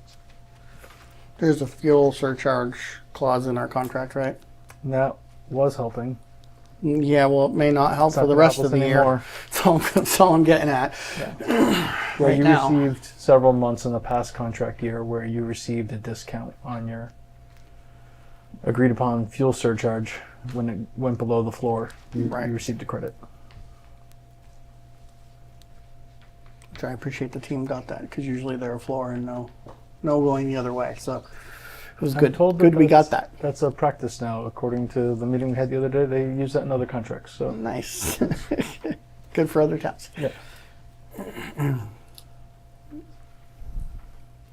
Projecting right now, any sense on whether we're going to be over this year or don't know at this point? We're trending okay, but Anything everything goes hasn't stays. happened, Anything and goes is fuel. what's gonna tip Okay. this for us.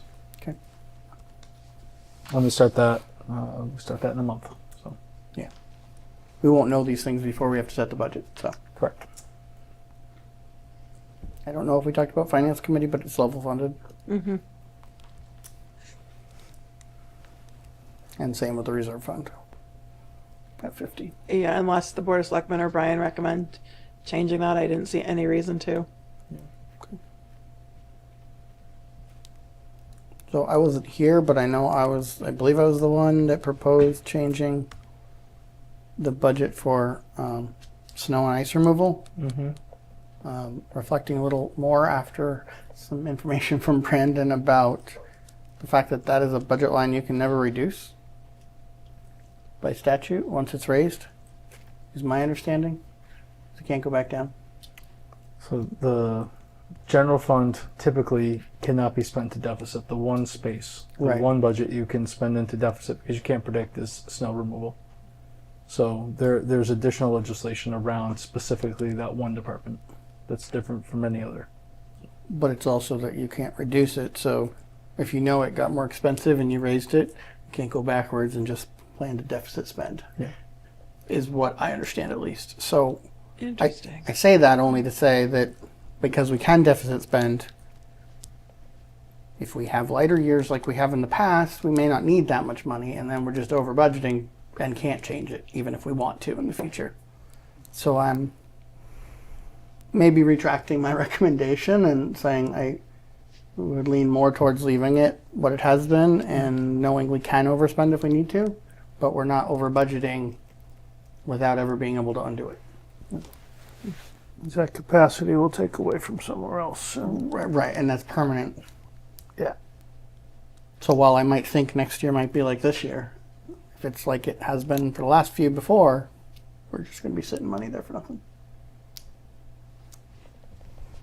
But we also need to know that means we might be deficit spending there if we have bad years. So I don't know everyone else's thoughts there. I'd be inclined to leave it where it is, deficit spend if we need to, because we still have other resources that if we do deficit spend, we can draw from other places, should, we collectively decide where that will be, or. Right. Agree. Yeah. So if we take that increase back out, that's 41.4, is that right? Mm-hmm. You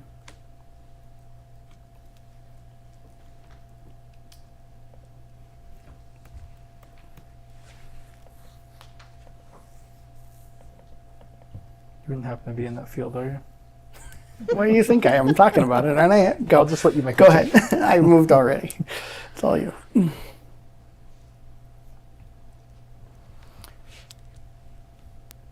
Other areas anyone knew of to revisit around surplus capacity or anything as we're looking to balance this?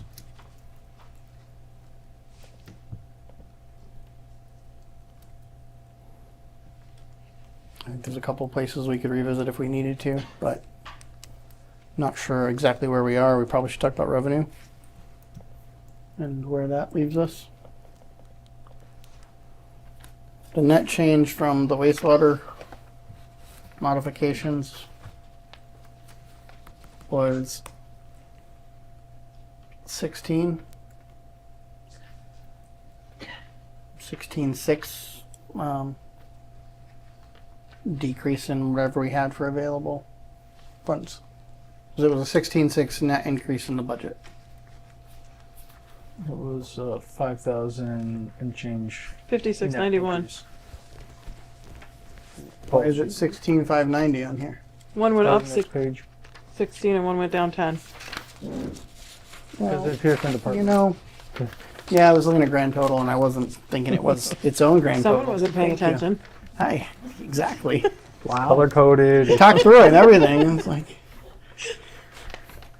I did all this like 3 hours ago and I still forgot. Oh my goodness. Yeah. Okay. So net Getting spicy already. net 5 and change. 5 what? Let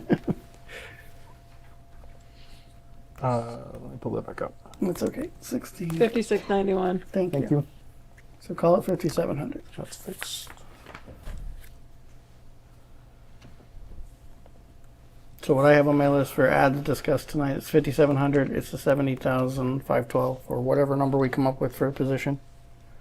Benefits is already in the benefit line, so I know you mentioned it, but I wasn't proposing we needed to increase it to cover it. Decreases so far I have ACO at 5, select board at 10, snow wages, snow and ice removal at 41,400.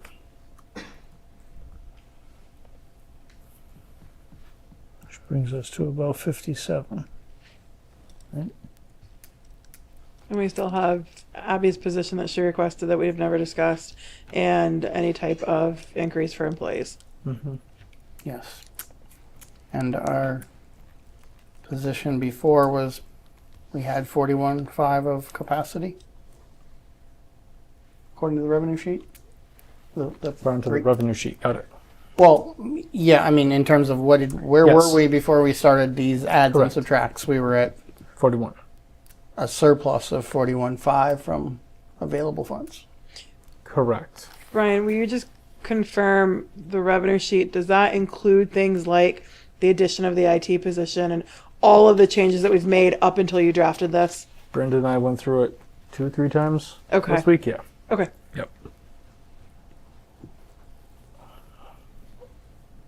So I've got.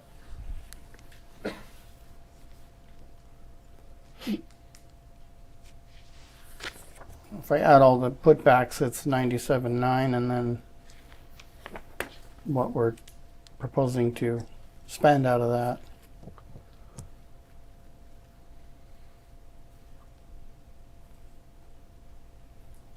Leaves us like 11,000 and change. Mm-hmm. If I'm doing that right on the fly here. I got 11,914. More exact than me. I was about 11.7, but it's close enough. Okay.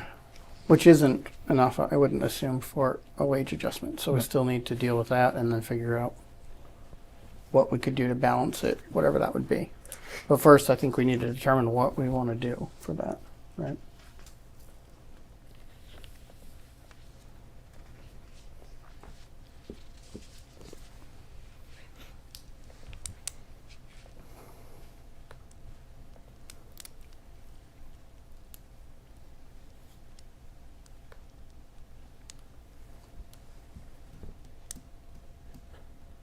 This, So right now, tonight's We're- ads were, with all the proposed changes, we're all the at proposed changes were surplus 11 and change, almost 12,000.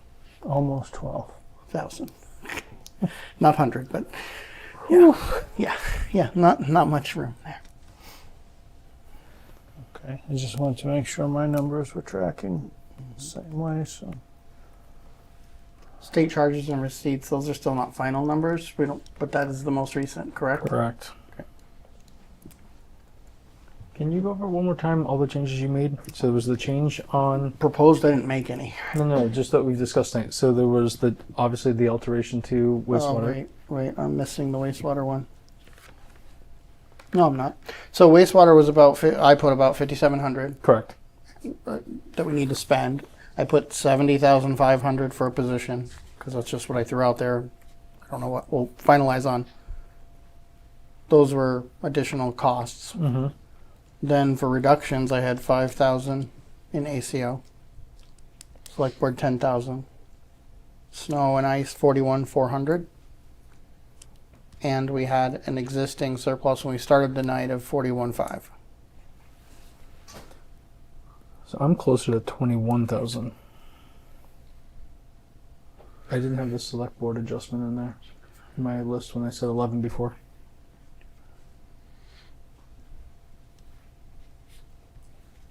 Yep, So we're at 21? because that's not right. It's 21,700. 21,900. Okay, thank you. I stopped doing my math when you said that and thought it was the same. Sorry. I'm glad you redid it. Okay, so what's the number that we're right now? Surplus? Surplus, please. I have 21.4. You're 21.5. Not I gonna had squabble over 100 21.7. bucks. 21.7. Yeah, Yeah. yeah, probably 21,500. It's Yep. close, somewhere in there. It's close enough. Okay. It's a little better. I like that. Brian, keep doing math. You keep having Keeps adding money every time. Go back through it one more time. After a while, the numbers just start merging together. Okay, so, because I was between 11 and 12, so how'd we get to 21? So what did you have? You in your math you did? So Yeah, I was, Your ads back. Well, I don't know how you're quantifying it. Money we're not going to spend. I had 5 for ACO, yeah, 10 for select board, 41.4 for snow, 41.5 was what our the surplus is was. 97, 97.9, yeah, and now we're gonna back out 5,700 for wastewater, 57. Yeah, and then I had 70,500 for a position in the admin budget. 75, 70 and 500, right, okay, not 75,000. Sorry, 70,500. there it is, okay. There it is. Yep, Okay. got it, Okay. tracking, So about 76 out of 97. We're at our 21 change. yeah, okay. Okay. 21.5 is the,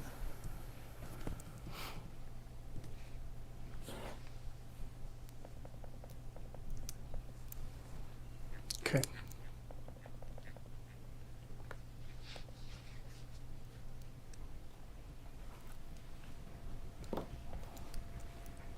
All right. so I think we need to figure out recommended market adjustment for employees before we can determine what we need to adjust for. Unless there's any other open items. You had just listed a few, but I think we covered them all. Library. Library. I think the only one we have not talked about We- is the library. Did we talk about the position in a prior meeting? I know we adjusted for their expense shortage. We have not talked about, that's what I'm talking about. That's Okay. the position that she requested. And I believe she said she That was was. just over 6. I think it was right around 7,000. Mm-hmm. If I recall, she had said she was putting it out there, but she understood it would take a year, may take a little time to get there, Yeah. but she was at least putting it in front of us to start talking about it.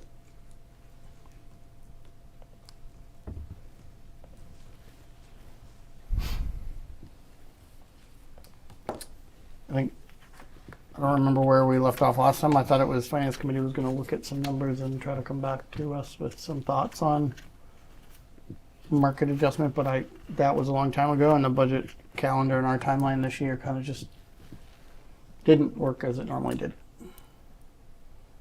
So I don't know what we need to do to get there, because we really need to finish this by next week at the very latest, next Monday. So if we don't finalize it tonight, we're gonna have to finalize it and approve it on Monday. If we don't finalize a number.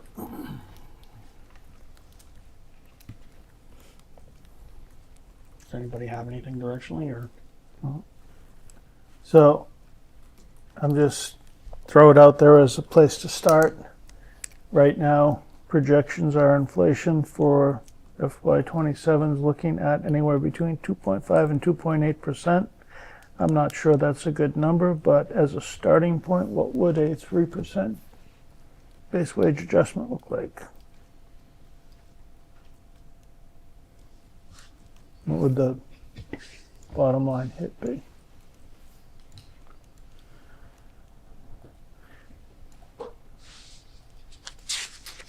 All non-CBA, non-contract employees. Do you have a ballpark on that, or no, on percentages? I was looking for more money. He's trying to fund it, not figure out how I'm much trying to figure out how to it fund it. I believe I have another $15,000 in capacity that we can take from landfills. I'll hold my question. 15 grand. I'll give you another 15 grand has the 15,000. floor. He's been pouring over this for I don't know how many hours I in the feel last like we should just week. let Brian go sit in the other room and he's going to come back and be like, I'll I find found it for you. 100 grand. I'll find it for you. But yes, I think We can found make that another adjustment. 50 today already, I think. Right. Working on it, mostly him. But I will do that math for you in just one moment. So you just gave us 15 more in landfills? So we're reducing landfill by 15 grand? Sounds like it. Okay. We had a spike a couple of years ago where we had to do all that PFAS work, but it's now become routine. So that's already baked into our standard annual agreement that we do. Okay. I was going to say another path that we haven't talked about, I think, on finding additional funding that maybe we're over budgeting is we didn't talk about what the turnbacks were last year in every department like we have in the past, did we? Don't remember talking No. about it for the most part. I think we talked about it with education, but that was about it. Right. So if there's any outliers there may be other budgets to look at for some surplus. But Well, Senior Housing Committee still has $10,000 that there's, I believe it's a little over 10,000, but Potentially. senior housing has wrapped up, and at least as far as funds are concerned, and there's no need to use it at this point. I'll just have to see. I'll have to talk to the. It's not currently held in the general fund, so I'll have to ask the accountant. How do we close that out? Yep. But let We me can ask. close that I out. can ask Debbie. is it an operating expense? No, it was it's in one of the special revenue funds. So it would close to free cash? Should. Okay. But let me double check with So her. it doesn't help operating, but it is helpful enough to just keep it there. Right. Yeah. Just to keep it there. Okay. Right. Thank you.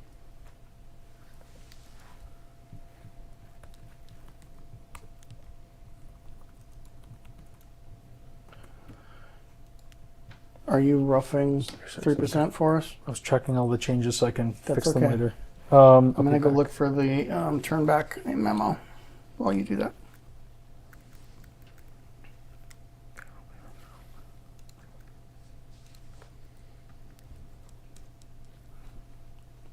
You don't have that at your fingertips, do you, Brandon? Okay. I just didn't know if you might. It was before you were doing that, so No pressure. I just, since you're sitting here, wasn't expecting yes.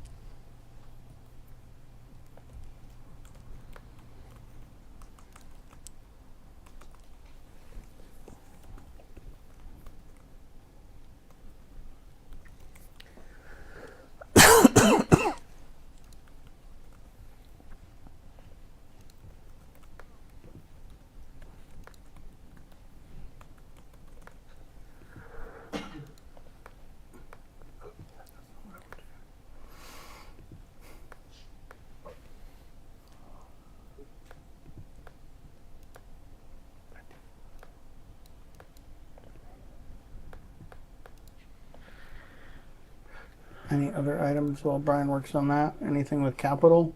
Talked about them all. There was a recommendation. I don't recall us discussing them since then, so are we good going as proposed at this point, or is there other changes that anybody wants to recommend?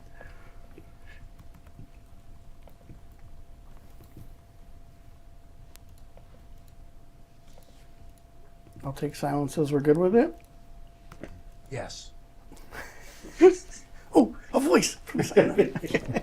Thank you.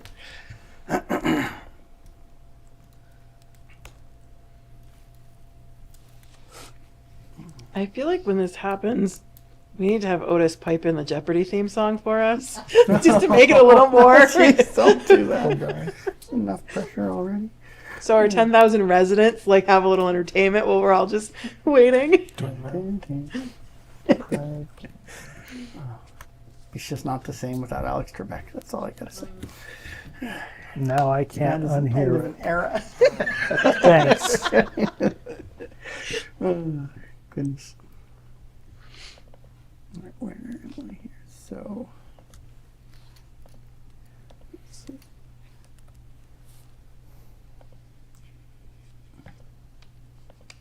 Wait, before Otis pipes it in, does that cost extra? That depends if you hit double jeopardy. You might want to just hum. So, looking at the reports from Deb for fiscal 25 ending reports, the one thing that this may better articulate than our budget software, which is things that are encumbered. The general government had an overall surplus of $110,000 last year. Public safety had 115. Public works had 14. Education had 606, which we have discussed a bulk of that, I know. Health and Human Services had 55. Culture and Rec had 38. Benefits and Insurance had 135. I don't know how, but it did. That was probably our capacity because it was 25. So we actually had capacity for changes and new people, and not everyone we planned to hire got hired. So, and intergovernmental assessments, which now I just have a question mark. It's probably receipts and other things, was actually a deficit of 75. Unless that was ARPA payback, but I don't think so. I don't know what intergovernmental was, yeah. But we had a deficit there. Is it a memo or a document that can be shared with the group? You're looking at the town accountant's report? Mm-hmm. I have it right here. I'll forward it. Oh, is that the one she just sent us? No, she would have sent it probably by September into August as she was closing the books for FY25, like an end of the year summary. It's a nice She way of sent saying it if to I finance, just search capital, my and the email select board. for It was received something on from Deb, I'll find it. January Yes. 23rd, 2026. January 23rd from Deb Merrill. That was the town report for 25 financial.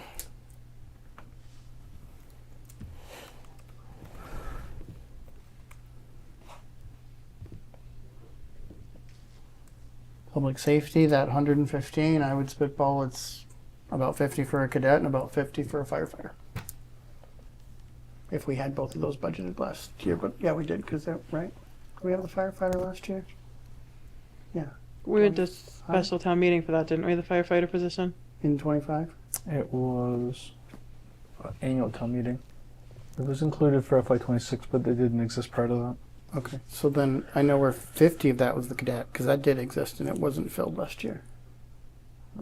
But I don't know where the other 65 was in unspent.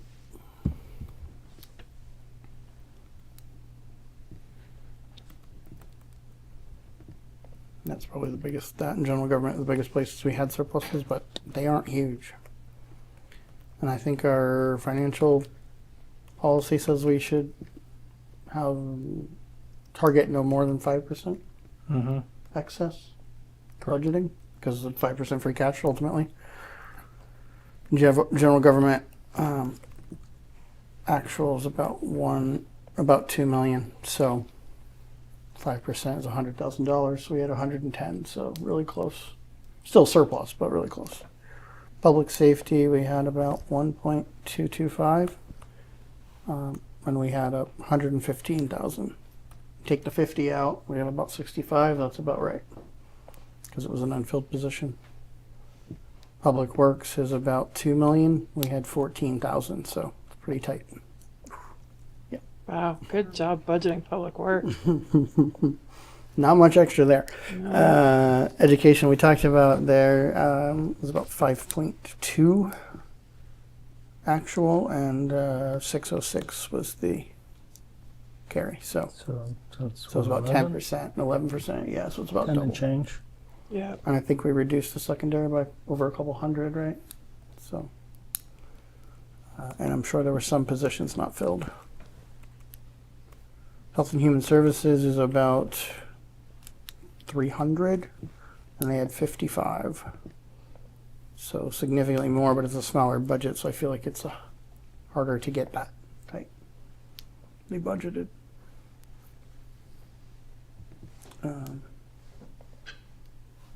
Say culture and rec had 38. Culture and Rec had 38 on a combined budget of, or actual of 675. Not too far off. 6%. Yeah. Benefits was just over 2 million, 2,060,000, and they had 135, so about maybe 6% again.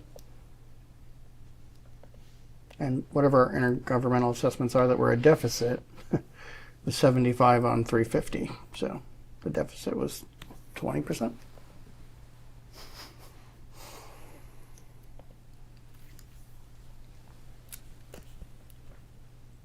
That's the 800s. Okay. Is that what you're seeing? I didn't. Oh, that this should is sound just report. She summarized. takes that out. Sorry. Yeah, That's it's just probably summary. a mix of state charges and Receipts. And all receipts. that. Yeah. Okay, that's what I was assuming.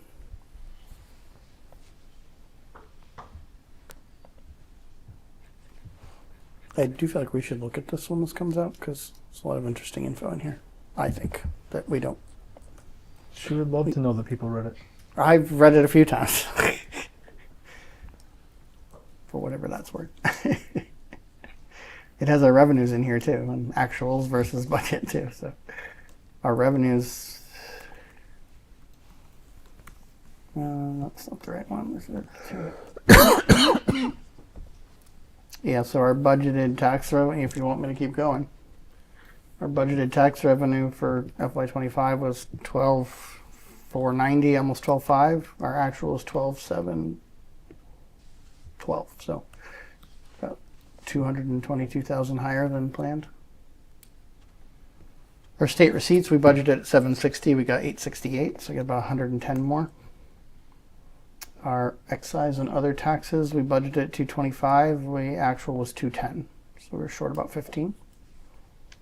License permit fees, fines, etc. We budgeted 121. We had 217,000. Might be something to take a look at what we're budgeting this year, or was it an outlier? Because we had a $95,000 surplus there. Wow. Interest on delinquent taxes, budgeted just under 12,000. We had just over 13.5. Oh, that's good. Interest on investments, we budgeted 230,000. We had 300. So we're still a little conservative, but we know the rate went down for this year. So for this coming year. Overall, we were favorable 1.48, aka free cash, between all those. So it does just, for me at least, the question on revenues. You know, taxes are what they are. State receipts, we're estimating what this year? 910. So I mean, the actual in 25 was 8 something. So it's an increase. That seems favorable. I don't remember what we got this year.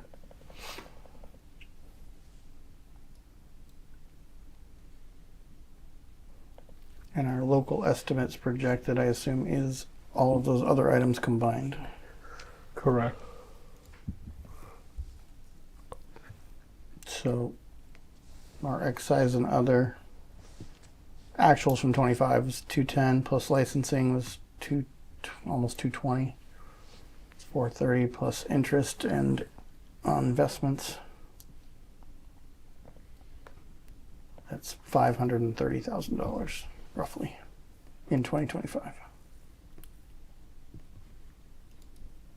And we have 580 in our projection. So doesn't sound like there's a lot more there. We're already hoping to come in higher. So you said 25's actual is 530 and our 27 projected is 580. Is that? I just wanted to make sure. You're following. Yep. You turned your head. My hearing Sorry. loss Yes. kicked in. Yep. Trying to follow you. All good. I don't know where the state charges are on there. I'll see if I can find them. Oh, that's the intergovernmental assessments, I would assume, which was 350,000 back in 25. And we're estimating 305 this year.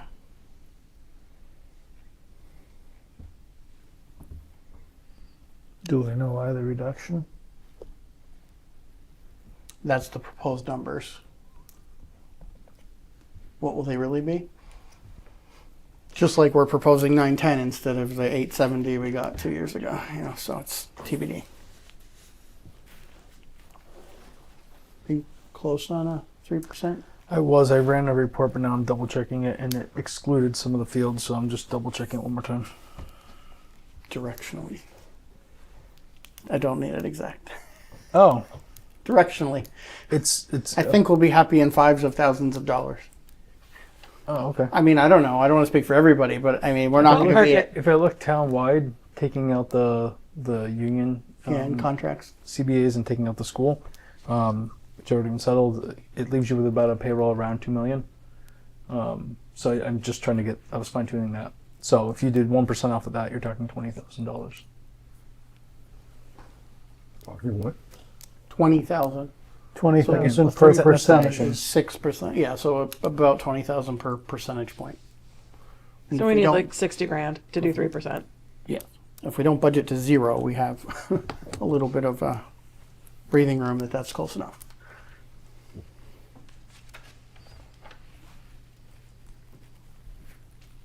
And I would say, I'm going to double check all of that math and get you a true number.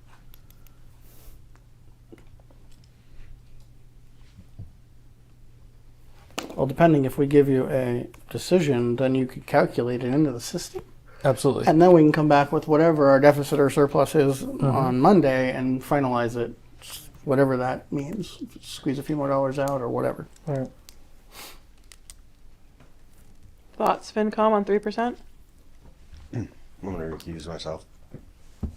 Sounds good to me. Yeah, when inflation was 9%, I was advocating for more. But inflation's not 9%, so 3 sounds reasonable to me. Okay. So I would say, why don't we hold with 3? And if Brian, for next week, if you want to bring us a solid number. Mm-hmm. Okay. Like I said, downward projection is 2.8 on the, but again, there's a lot of things happening in the world that could change that quickly, so. We can't adjust for those. Nobody can adjust for those very well. If we have you bake that in to the software for budgeting, Mm-hmm. and then we decide we're not doing that because we don't feel like we can afford it and we need to do 2, how much extra work is that versus not doing it until we decide the number permanently? So everything that was done through earlier today, I put in the review. There's 3 review scenarios. That's all in review 1. Everything you talked about tonight is in review 2. So I'll just do all this work in review 3. It's not gonna. There is a third? I thought this was the third you used. No? No. Okay. All right. So I'll use that column for all the Wage projected adjustment. wage adjustments. Okay. And then you'll be able to review it. Okay. So it won't be that hard. All right. And I don't know where else. I mean, is there anywhere else we need to be looking that we think we have money tonight before we wrap up the joint meeting?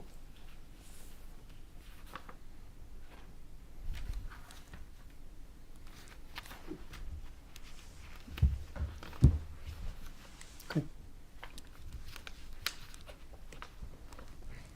And, I'll speak with a couple departments in between this week and next week. There's a few that have some unfilled positions that they haven't filled yet and don't know what their plans are 100% yet for next fiscal year. They're still in the budget, so maybe there's something we can do there if they have some alternate plans, or may be able to delay that for part of the year as well. I don't know. So it's a couple places that we might have a few dollars if we need it. I don't know where else we do.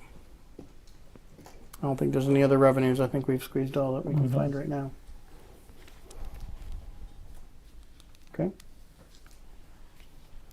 Brian, I just want to ask, if as we go through and review this during the next week, if we have questions specific for department heads, would you rather we reach out to you and you field them, or just reach right out to the department heads and? If you reach out to them, if you could just copy me. Okay. So I know what the question and answer is, and then Sure. that will help if I have to do anything here. Okay.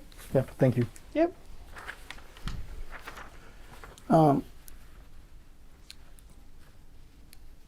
The other special articles that are on here, Mm-hmm. have we gone through all those? Or is that the next step if we go through the ATM draft in a minute? So what's left? Because in there- OPEB's not in there anymore. It is. It's at 100. We still have 100 for OPEB in there? 100 is what we reduced it to. Oh. I wondered if we were open to changing that, but I know this is a big change, even proposing to take money from the account. So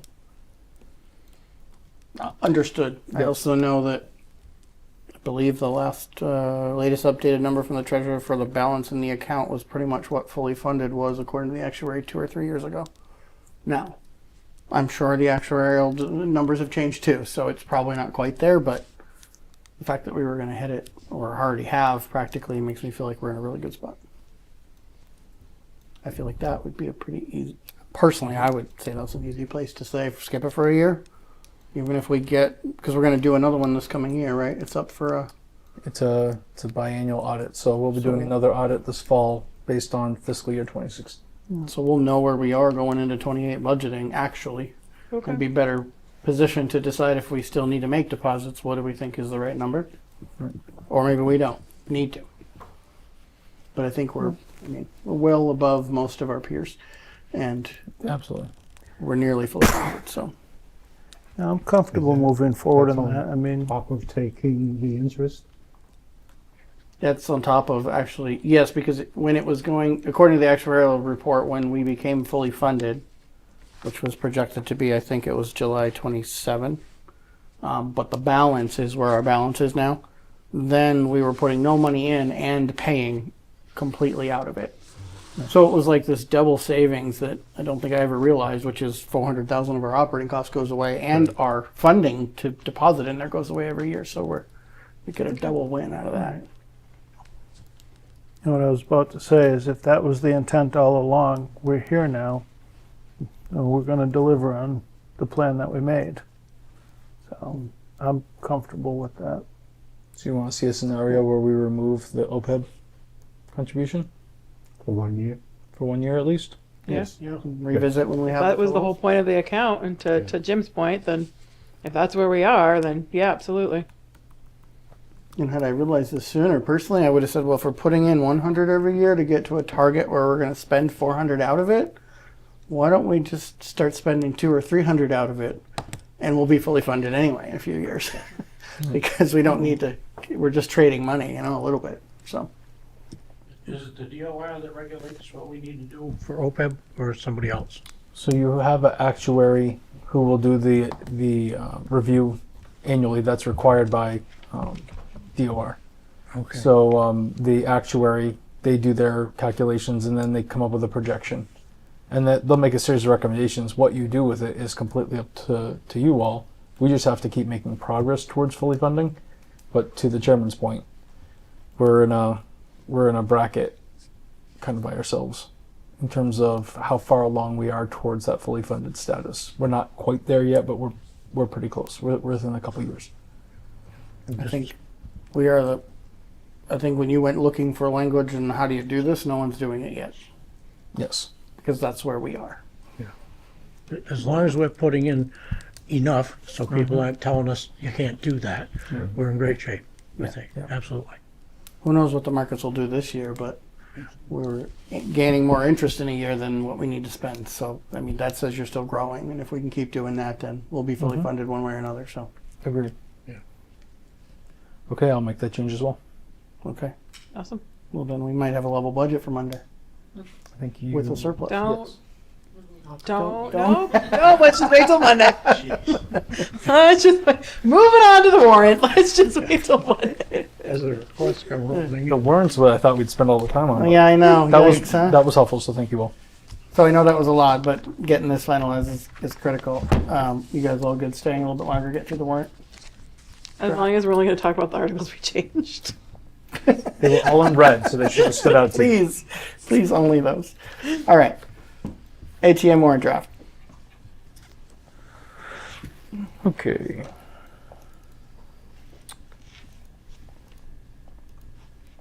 So it's getting longer with every meeting that we all have together. Article no number on page 3. Yeah, I just Capital removed the improvements. numbers because they were all getting withdrawn. It's fine. So this is the appropriation for the FY26 capital improvements. In your title, you have it as FY26, but right below in the third line, you have it as 27. Good catch. I will fix that. Thank you. Thank you. I took about 5 minutes trying to figure that out. I'm like, wait, this doesn't make sense.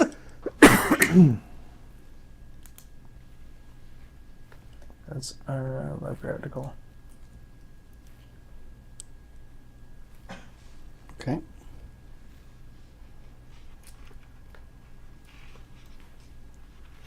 Anything else on that one? Good?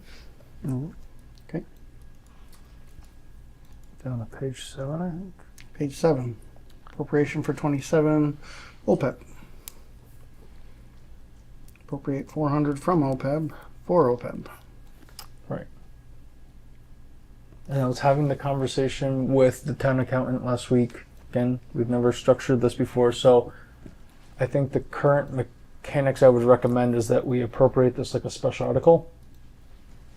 So then Excess stays there. excess will stay there. It won't be a large balance, but it will be something, and then it's something for you all to monitor going forward, and we can adjust how much you put in each year based on the anticipated or the projected retiree healthcare costs that year, and what's remaining in that special article. If you move it into the operating budget proper, it would then whatever remaining balance would close out to free cash, and that's not the spirit of So we don't want of to the fund. do. I don't think you want Yeah. to do that. So is a special article acceptable? Yeah, I think we Yep. move that down to continuing Yep, annual I think that makes- appropriations and make one. It could be. We used to something- take OPEB out of a continuing appropriation. That's what we called it when we paid it. correct. So, Maybe it We'll becomes call it that when in we the use it? future. yeah, Yeah. just the reverse. Yep. Okay. I listed this as a majority vote. I'm looking for council to advise on whether or not it's truly majority or if it's a special use fund, so I assume. Right, is it more or but not? it may require 2/3, so I may have a revision to that. Okay.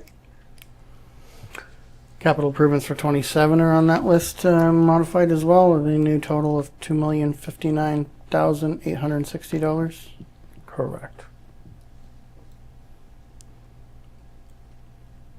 I believe I was comparing Emily's notes and my notes and my recollection of Deb and Linda's conversation about how we were splitting everything and where we were funding it from. So I think I've got it correct. I went through it this afternoon. It looked good. I will go through it one more time before Monday. Thank But you. yes, I think everything was accurate. Okay. Do we have $2 million in that fund before we voted to put money in it? No. No. Is it You're at okay that they're out of 1.8. order? I don't think we voted to put money in it before this, did we? No. Do we need to? It's coming up. Does it matter? From like on the floor they vote? I mean, if it doesn't get To use approved, it. then we're going to have to take a vote to go back and amend. Okay. Yeah. So we can, as long as we know we got to go back if that Correct. doesn't get approved. Okay. Yep. All right. That's fine. So you can spend your bank money before it goes in there. Unless you walk out of the bank with it. I don't recommend it. Okay. Next one is the wastewater So this one, expenditure.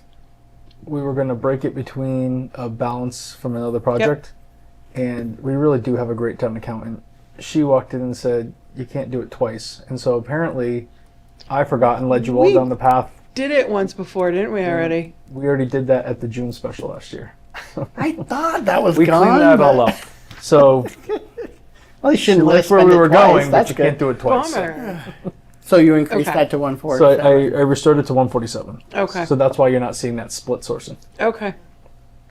Which is good. All right. Well, there's money in there at least. Yes. So Thanks, Deb, for catching it for us. absolutely. Water, all from water. Mm-hmm. And some of those are shared with, like the River Road project that's Mhm. shared with Highway. Yeah. We're going to use the same project code, so in accounting, that things will net back even though they're coming from two different funding sources.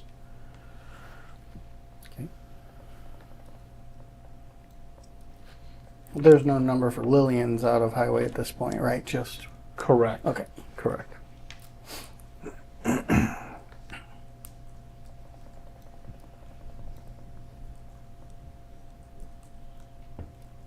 So on your current projection, I didn't put the number in here because I didn't want to make the assumption, but I'm pretty confident it's true. You wanted the entire remaining balance of free cash to go in as your deposit into Yep. stabilization, capital stabilization specifically. Correct. Okay. That's how I did it on your recap sheet, but I will work it into this article here.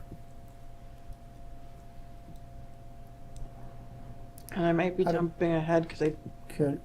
not recalling seeing it right now, and it's late. There's also supposed to be the 750,000 coming from general to to capital. That I forgot to write. The interest article Good catch. or interest equivalent. We probably should be careful how we word it, but Do you want them to be the same article into capital stabilization? Just two funding sources for one aggregate amount? I could even do it by line item. Or do you want them to be two separate articles? Whatever makes the most sense. we've been aggregating things like that and Yeah. just showing multiple sources. I Yeah. would Yeah. do Sorry, that. that's Ben's call. Two sources. Sorry, Ben. Yeah, Ben, what do you Sounds good to me. aggregate? Less ink, less paper. We're saving money. I will amend that. The question back up on the water projects versus Mhm. like wastewater and the rest of capital, you outlaid exactly what we're doing. Whereas the other projects, for example, in wastewater says it will appropriate the stated funds for the listed projects. Yeah. Did we get more wordy there for a Happy reason? to. Happy to keep it brief or be more detailed.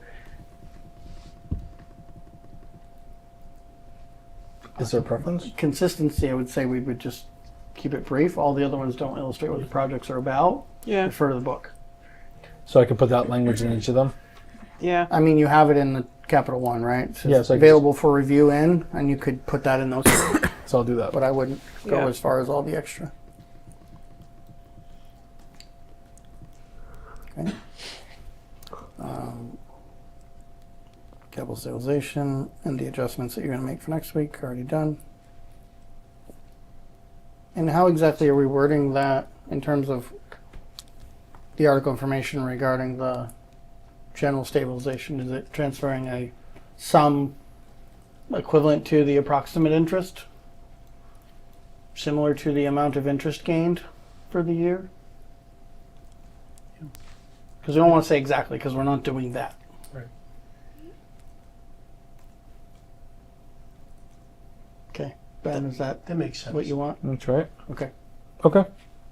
So you'll draft something like that and we'll Yeah. look at it next week. Okay. Then you can tell me if you want it altered from there. Water capital stabilization transfer, That should be the the 100. 100,000. Wastewater, 153.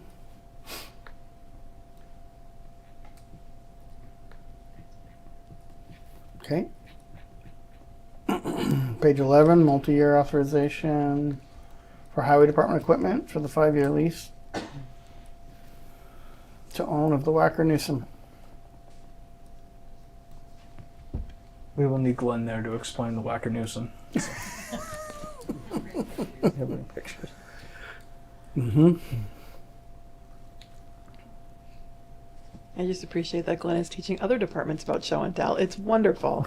And I mean that very sincerely. It's Field fantastic. trips and everything. That's great. And when you can put your eyes and hands on the thing that needs replacing, it makes it's a lot easier to Can we get a Wacker Newsom as a demo, Thomas? on display out front of the Just meeting. like ride it. It's at school. Bring it into the gym. Yeah. I mean, I was just going There's to no park it problem on with the that. sidewalk near the splits with the pizza cutter on it and just go see where the sidewalks need replacing. Borrowing authorization. Oh, I'm sorry, I skipped one. So this is one I hadn't discussed with you. But I was, 5-year for the Board of Assessors. the Board of Assessors are looking to do up to a 5-year contract. So For professional appraiser services. correct.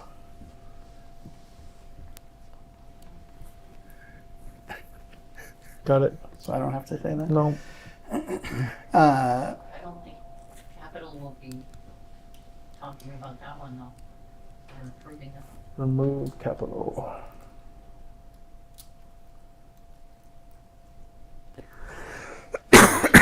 any questions, concerns? Good with it? Carry it form as presented. And they have money for this in the budget? In their budget? Yeah, so you do a special article for evaluation services. Oh, and then they the drop them evaluation out. service. Yeah, okay. But the way that we're drafting the procurement, it's awarded as needed. Mhm. So it will be the Up to. successful bidder will be the full value, but it will be issued year by year as determined in the best interest of the assessors. Borrowing for the cemetery? And I have that language to council just to double check and make sure that they are fine with it, but that's the language we used in our last borrowing authority. Could we ask the treasurer, kind of as a side note, to get us the information on the costs included with that, so that way if that is asked, we have that information handy. I'll send that to the treasurer. of Thank course. you. Is this language we used on, was it Arch Street when we said, and any other means? Is this lets us use any funding? It doesn't have to be a borrowing or bonds? I don't quite see that in there, but maybe it is. I double check to see if it was on Arch that we used this language. Okay. There's one where we used the language and it said, or any other means or something like that. So we could use RNA, we could use free cash, we could use whatever we wanted. We didn't have to borrow. It just authorized us to borrow as well. That actually may be language we looked at for the school. Okay. We Let me did it double check for a that. prior project too. Alright. That we've already funded that we didn't borrow for. What was it? Was it the library, when we were trying to get the library votes? And then we ended up borrowing for ourselves? Yes, I bet you it was. Because we got a borrowing authorization, but we never exercised it. We took our own money. Right. So we go back to 2019 or 2018 when we would And have I done that. feel like there was something else more recently that we did the same thing. Or a similar type. Okay. But I'm almost positive we did it for the library. We'll double check for you. I would just point out on that one, capital only discussed borrowing. They did not discuss any other type of funding for that project, so I'm only recommending that language so that we could revisit once we actually have final costs, and if we have other funding sources or want to make a different recommendation like that, it would empower us to, without going back to special town meeting or annual town meeting, to get approval from the voters to go a different way. okay. If we were going to do it, let's just say from free cash, because we had some surplus and wanted to, we would still be going back to ask them to allocate the free cash. So it's not a given. We've used it to just be able to pay for engineering when we've had extra money in a budget and not have to borrow that year or something too. So